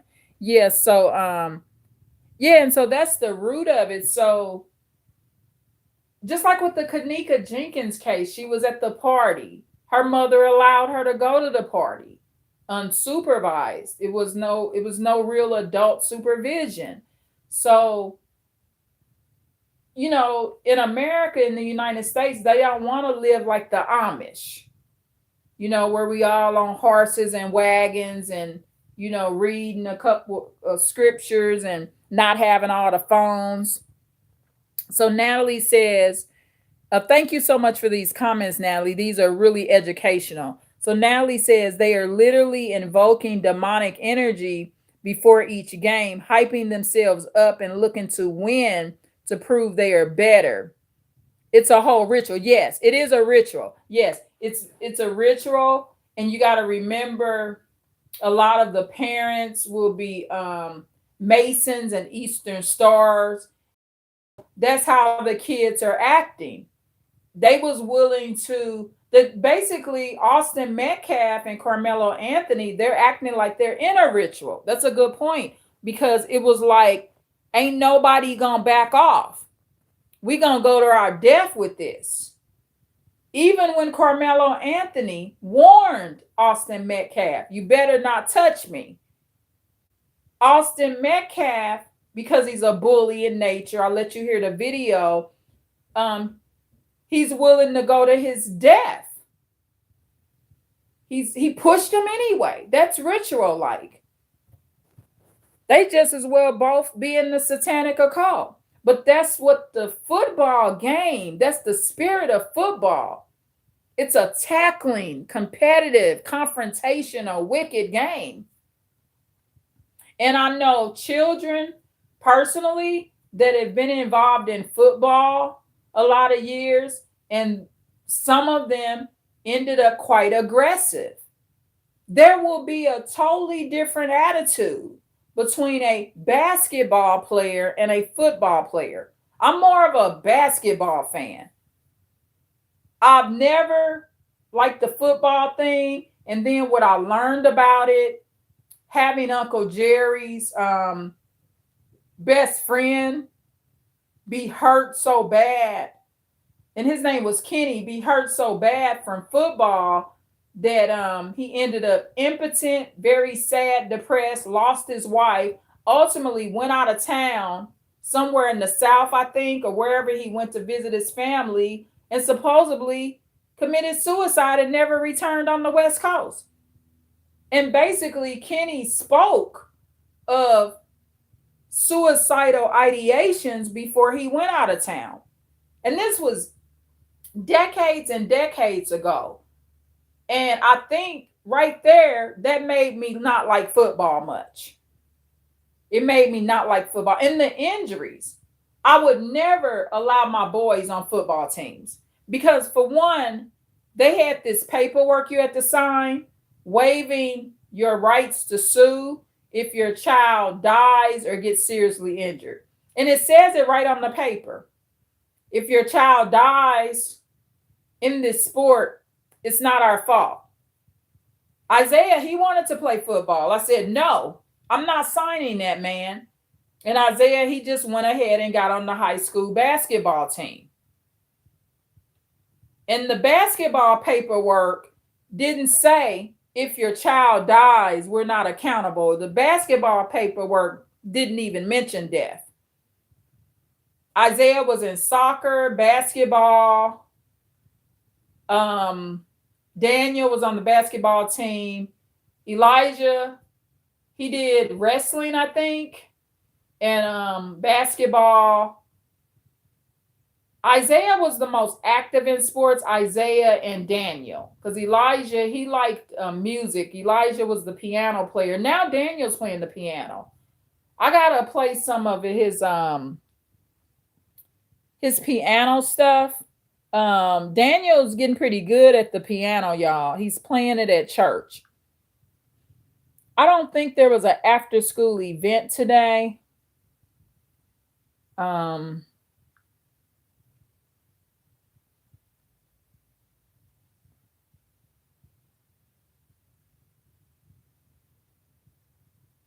Yeah, hold on. Let me go get this other device, y'all.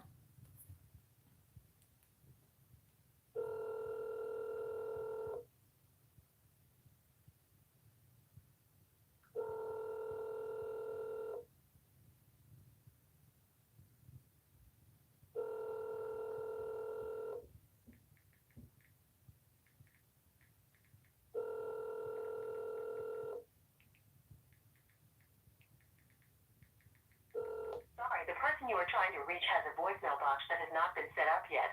Please try your call again later. Goodbye. Hold on.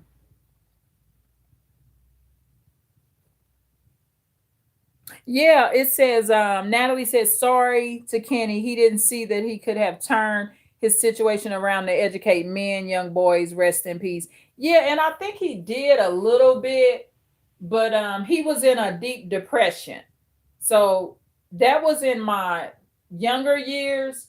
You got to remember, just picture being a very young lady, and that gave me what I call a football experience, right? So, and Kenny was very open.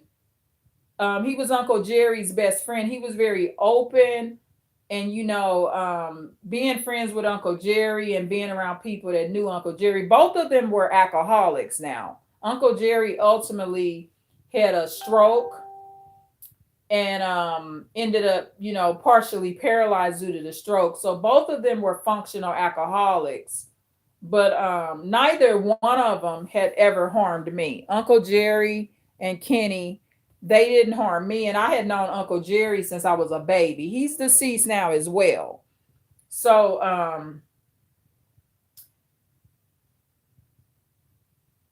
that was part of my football journey, learning all of that. And just learning the damage of football. So I came into it, and at that time, I had I was a little deep into my religion. I had first joined Christianity back then. And so, being a early new Christian and then seeing this situation with Kenny, which was Uncle Jerry's best friend, um, I had a perspective of football being demonic early on. And then throughout the years, I learned more. I've talked to males where they still mad at their siblings because their sibling was better at football than they were. And it can cause sibling rivalry. Um, it can make a narcissistic father not be as in approval of his son when his son doesn't make the NFL. He can look at his son as a disappointment. I've seen fathers and sons develop drinking addictions together because of football failures. Okay, I've seen some things throughout my life, and then this Carmelo Anthony and Austin Metcalf situation. Now we have a teen death, and one teen is sentenced to 35 years. At the end of the day, it's over the football game, y'all. Come on now. So at this point, we got to start seeing the demons in it. And see, because it's so money influenced, there needs to be more rules. Like at these games, part of why this happened too is the adultification. Those boys are being treated like adults just because they can play football. There needs to be mandatory um, parental supervision. There should be more laws now since there's been a death.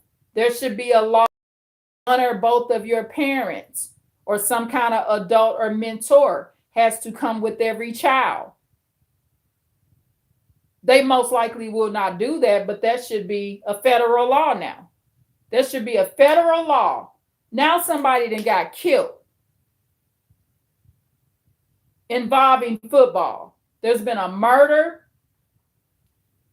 Carmelo Anthony may have felt like he was defending himself, but still somebody has died. So I'm going to say Austin Metcalf has died. And Carmelo Anthony has been sentenced to 35 years. We got two boys gone. So the feds should step in. We need more federal laws on the books. And this ain't the first death that's happened at a game, y'all. It's been going on in the projects for years. It's been shootouts, drive-by shootings. It's been all kind of stuff happen at these games. They just didn't make it on the news, right? Natalie says, I do understand the reasoning behind it. It is a gateway to financial relief, but when does a human matter? Yeah. And with these confrontational, like you say, confrontational sports, that word you used earlier, Natalie, is a perfect word. It's just all about the money. That's what it's all about. And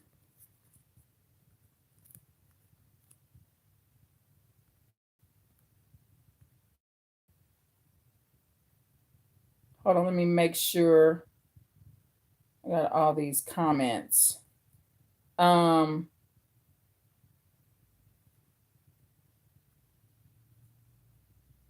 Hold on. Yeah, so I think there just needs to be a lot of changes made in this situation, because it's just gone too far now. It's gone too far. And hold on.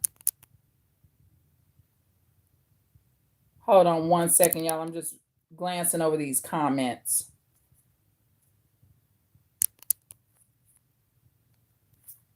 It's gone too far. Now kids are dying and going to prison. And I mean, and it's just no way I'm gonna be able to be um objective in this with my experience. And you know, reading what subjective means, it's not necessarily a bad thing. I think in some circumstances it's best to be objective, but I think in a circumstance like this, with this situation, I gotta use my experience to talk about it. It's sometimes you gotta be subjective so you even credible to talk about it.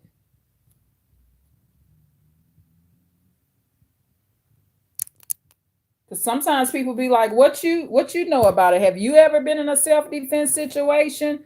So, side note.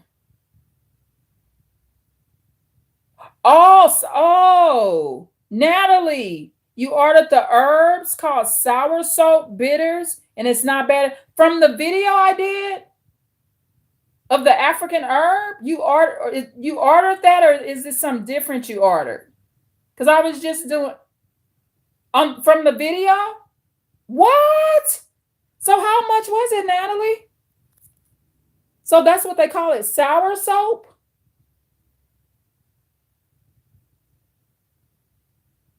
It's supposed to make any bad stuff in your intestines, inclusive of worms and parasites, come out. So, okay, so how much was it? And is it in pill form or what is it? Because I did the video, but I haven't ordered it yet. But since you said it's good, I'll go order it. I sure will. I can go order it. Oh, the set on Amazon is $59.99. Okay, that's not bad. Yeah, thanks for letting me know that. Yeah, because I need to go back and edit that video anyway. I have not edited that video. But of course, this video is going to be more of the comparison of the Wicked. Thank you so much for the 7 likes. Yeah, I had to go get this other phone.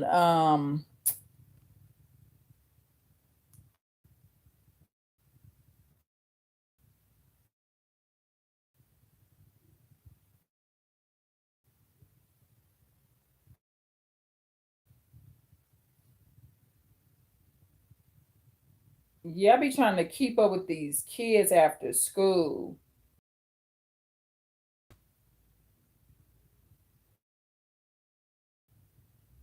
And that's another thing too, kids got to start listening to their parents. Oh no, you did not ruin the flow of this video, Natalie. You're adding to it. Yeah, you're adding to it. You never ruin the flow of my videos. You never run the flow. You always add to it, especially with that confrontational word. So, see, these are lives. So, the lives are lives because it needs the input, and the input, lives are educational forms.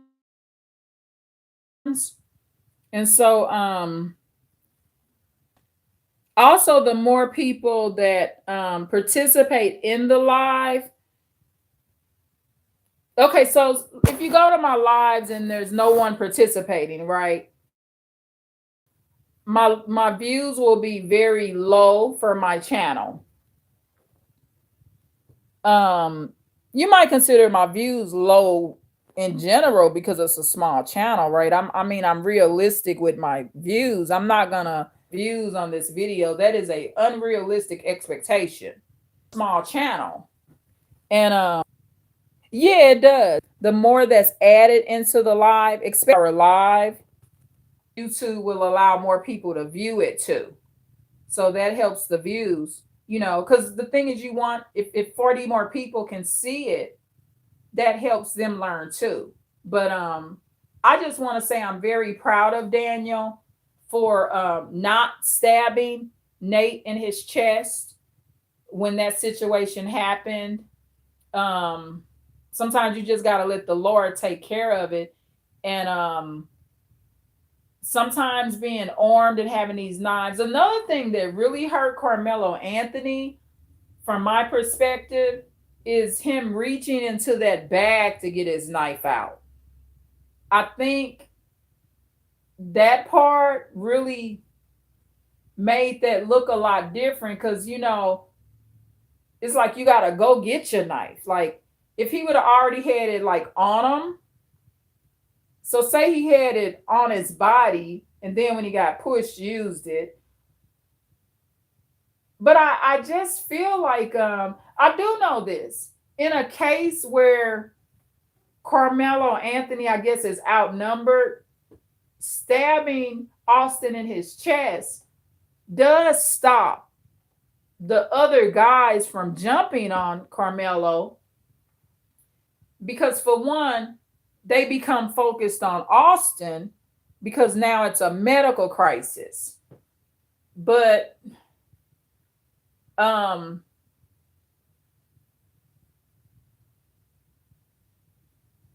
all of them were some kind of bad kids, and I think the Metcalfs were the worst. I think they were systematically, I think, my perspective, race always matters. I think they was picking on him because he was smaller. He was alone. He's a brown skinned boy. And I think they picked on him. I do. I think, and they did pick on him. It's not that I think, they did pick on him. And from my perspective, when it's self-defense and you fighting for your freedom, you got to speak. It hurts you not to speak on the stand, because it's a lot of questions that I want to know. I want to know that they try to jump them, because you're getting all these different stories that they jumped them. You can't just what really happened on the media now. Thank you so much for the like. I appreciate that. You can't base everything on the media, because remember what they did with the Anita Ann Grayson case. They had everybody in a frantic because with the 75-year-old lady, first thing the media said was that she got jumped in the coffee shop. Me and a lot of people was like, oh no, if you black, don't fuck with coffee no more. I still am trying to come back to my coffee right now. Even though I know she wasn't Jump now, because I did my videos on my perspective of Miss Anita Ann Grayson. She is a narcissistic sociopath.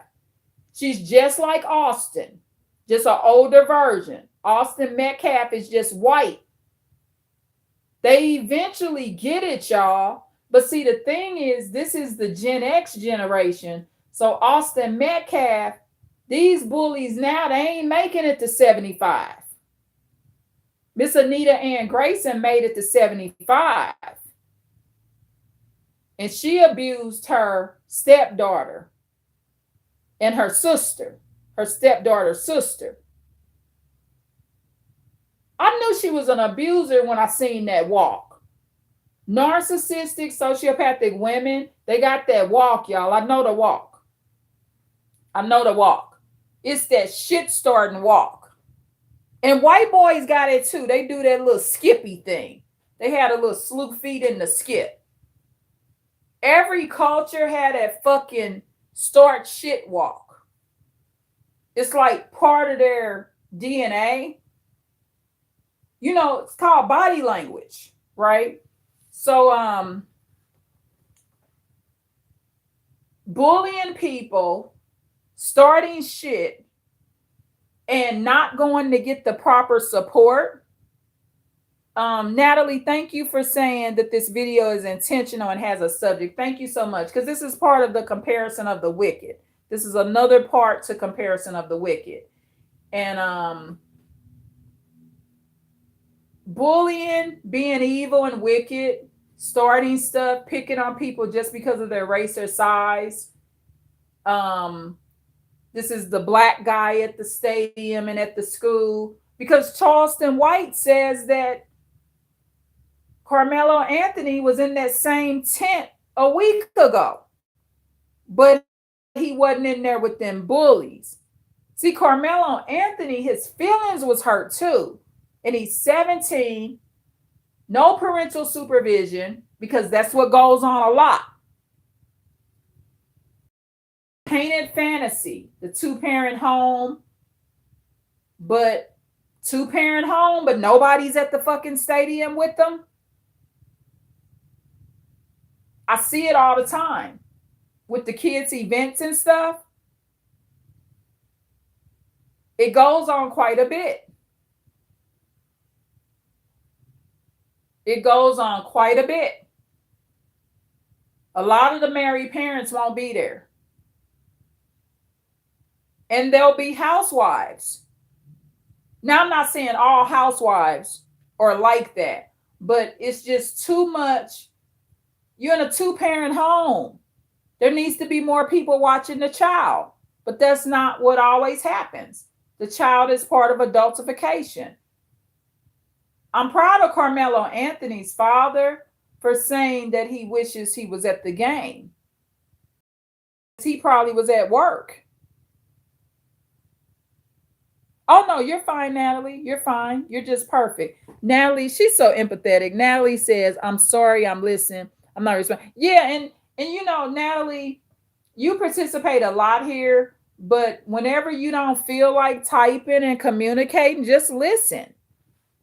Yeah, because here you're doing both. You're creating, but you're a TV watcher. Because remember, I said we should be both. A TV watcher, and this is our TV, because I don't own TVs here. So you're being both. You're creating and you're watching. So yeah, and I do the same. Like when I go to Ringo TV or I'm going to be watching some of these videos that I created in my own playlist. Like I said, I got 130 videos in the playlist. So that's what I've been doing over the past couple of days, is listening to and watching as many of those videos. I even created some legal playlists. So you got to remember, I have an extensive playlist. So I'm always adding to that and creating my playlist. So I always am doing that. There's numerous things that you do on a channel. And one of my things here is I'm creating lives, uploading regular videos, and constantly adding and creating new playlists and reviewing the videos. that's on my playlist as well. So I'm always doing that type of stuff. So it looks like the bars are low in this area. So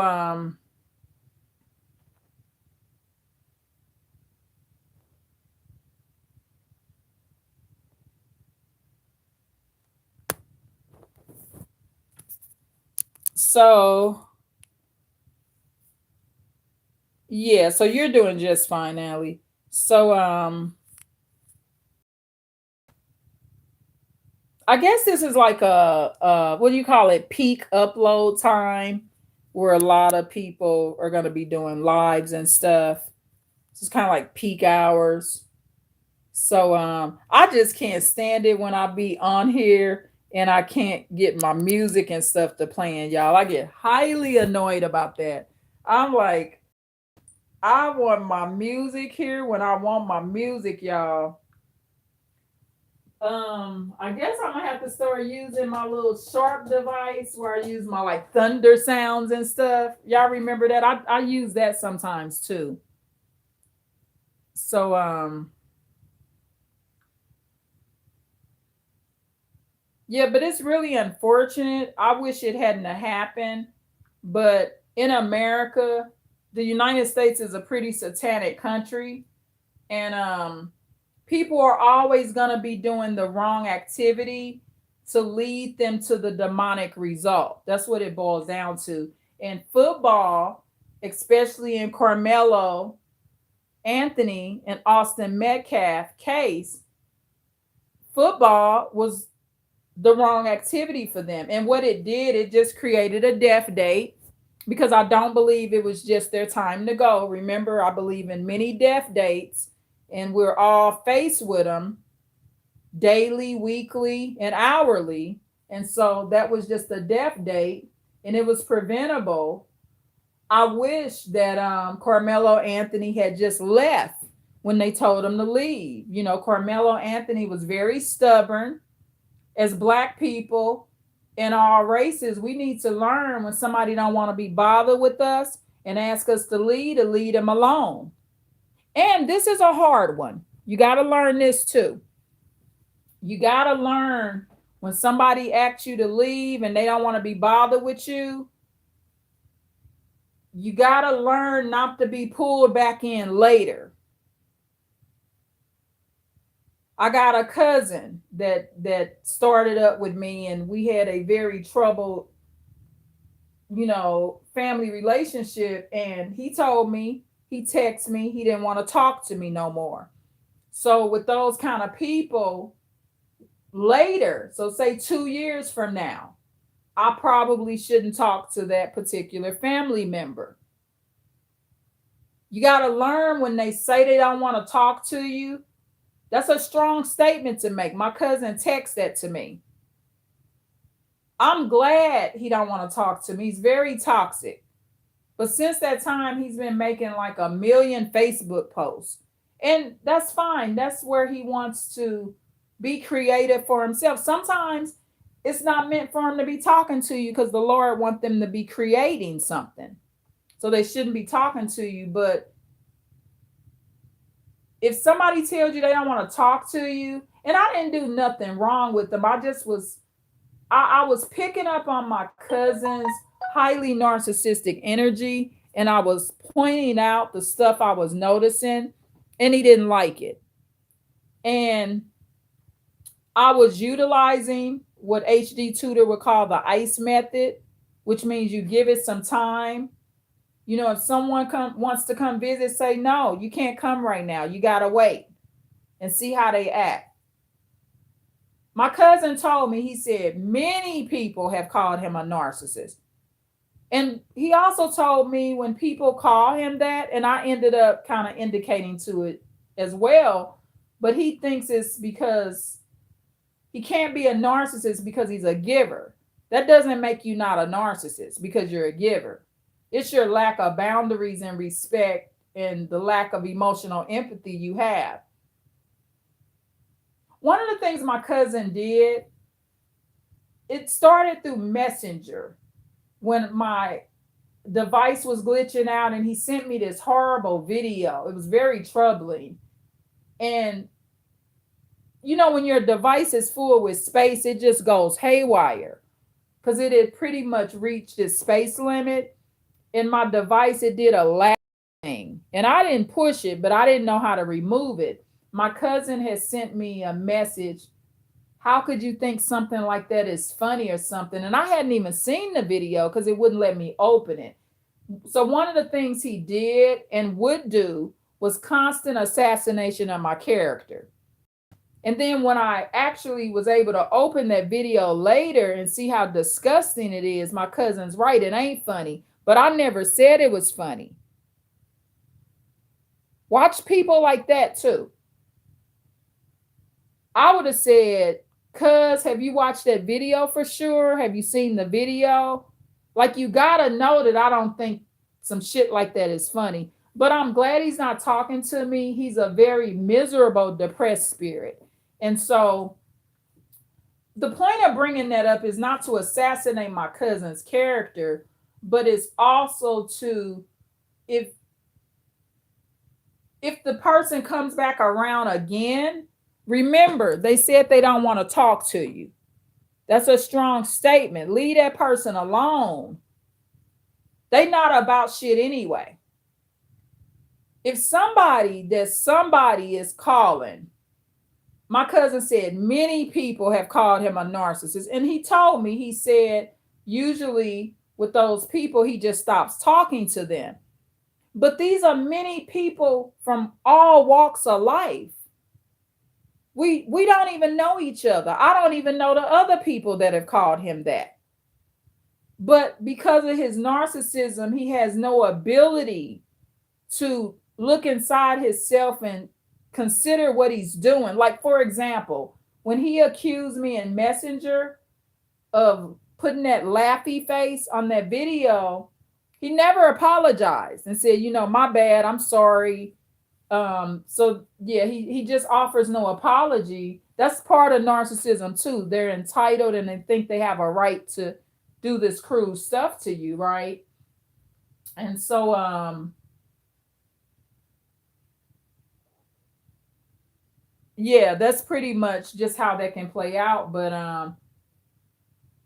I expected it because, like he said, when people call him a narcissist, he just stops talking to them anyway. That's what he usually does. So, of course, he ended up doing it with me because I had lingered onto that.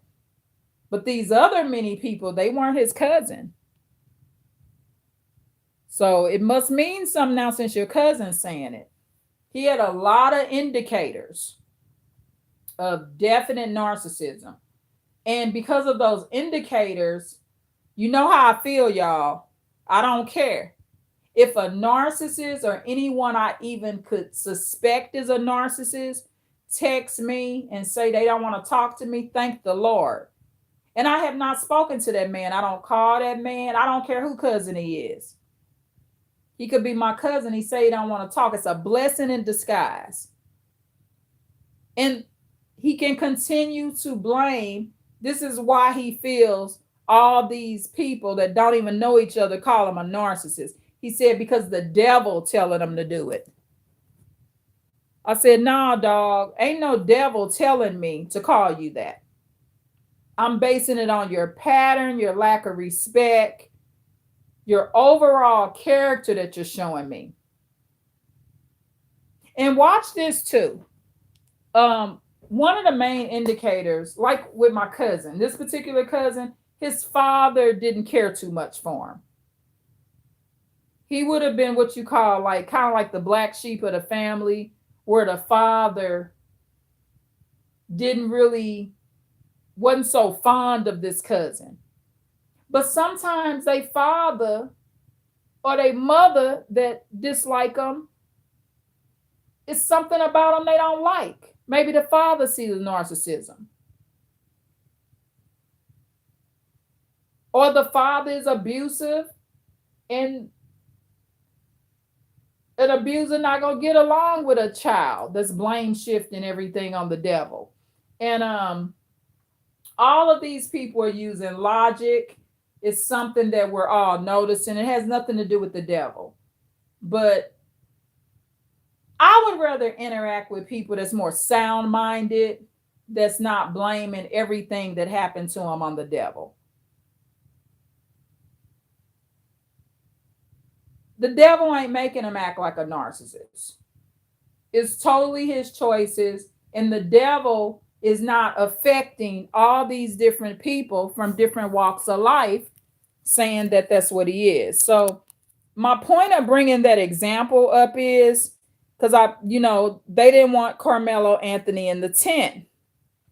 And if he just would have just left, he was young, he didn't know no better. He's there.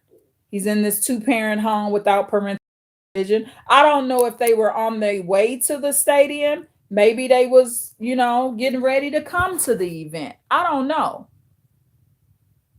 I'm not going to say his parents were unfit. I'm not talking about them like they was out smoking crack. Maybe one of the other kids that got sick that day, maybe they were both on their way. Maybe the rest of the family was getting ready to come. I don't know the details of that. But with the way those children were acting, Austin Metcalf and Carmelo Anthony, they needed complete parental supervision. Both of them were experiencing, at least temporarily, adultification, where they were put in a situation, both teams were put in a situation where they have to fend for themselves and make decisions, and they're making the wrong decisions. And they're stubborn, mean, and Carmelo Anthony feelings was very hurt. He comes from that two-parent home, so I educate mine. I tell my children all the time, or sometimes, these other white children are not the white children that go to your church. Do not expect the rest of these white children, whether they be boys or girls, to treat you kind like the white children that are at the church. You cannot expect that. White people, they have not wanted to be bothered with us for a very long time.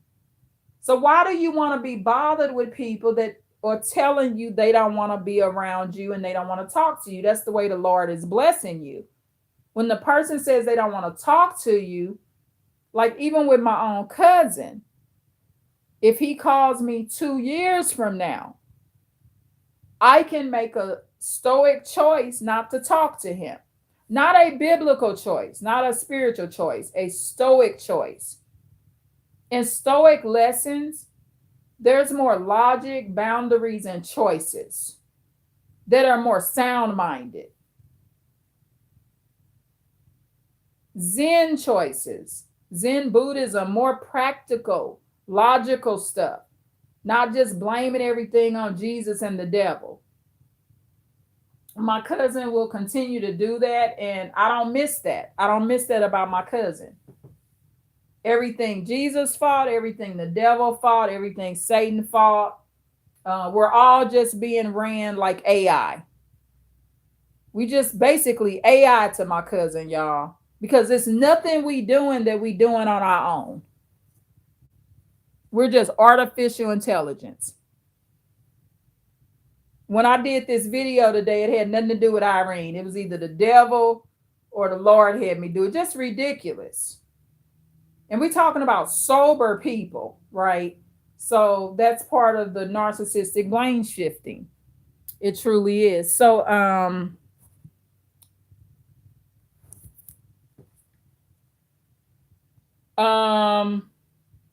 Natalie, I love you.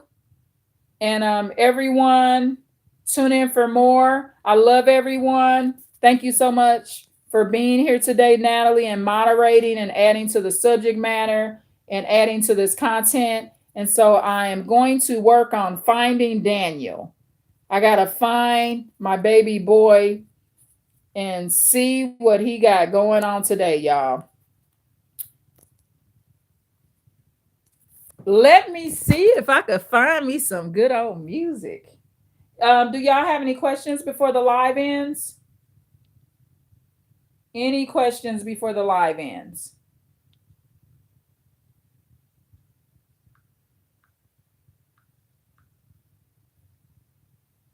Any questions before the live ends, y'all?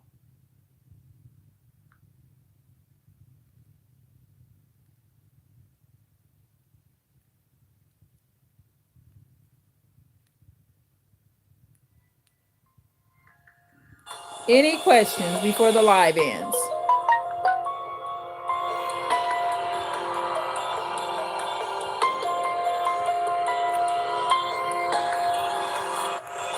Any questions before the live ends?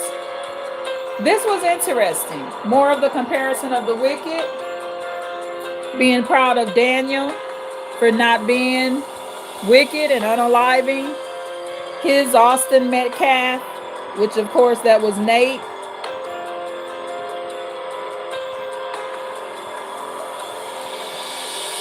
Never underestimate the psychological effect of bullying.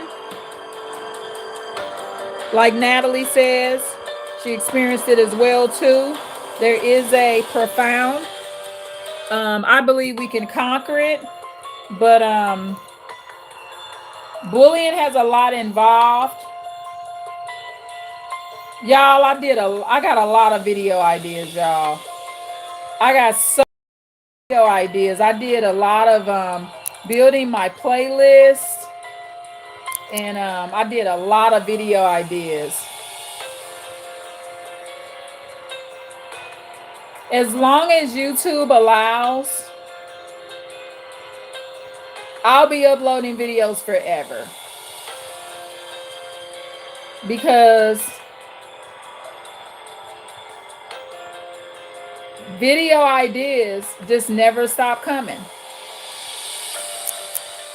Video ideas for me are like a forever thing. Good job, Natalie, for ordering the herbs as well. I'm gonna check it out and see if I can order some as well. So thank you for utilizing this platform and actually ordering those herbs, because I oftentimes give health tips, right? This channel here, I give health tips. I talk about the news. I talk about narcissism. I talk about business. I talk about family, religion, various subjects. I'm constantly creating playlists. I'm consistent with my uploading. Please like, share, and subscribe. This is definitely a channel that you should come back to, y'all. And within an hour, I will be updating the description box below. So give me till about 6 p.m. West Coast time to get all the fair use videos and the playlist that I think that would be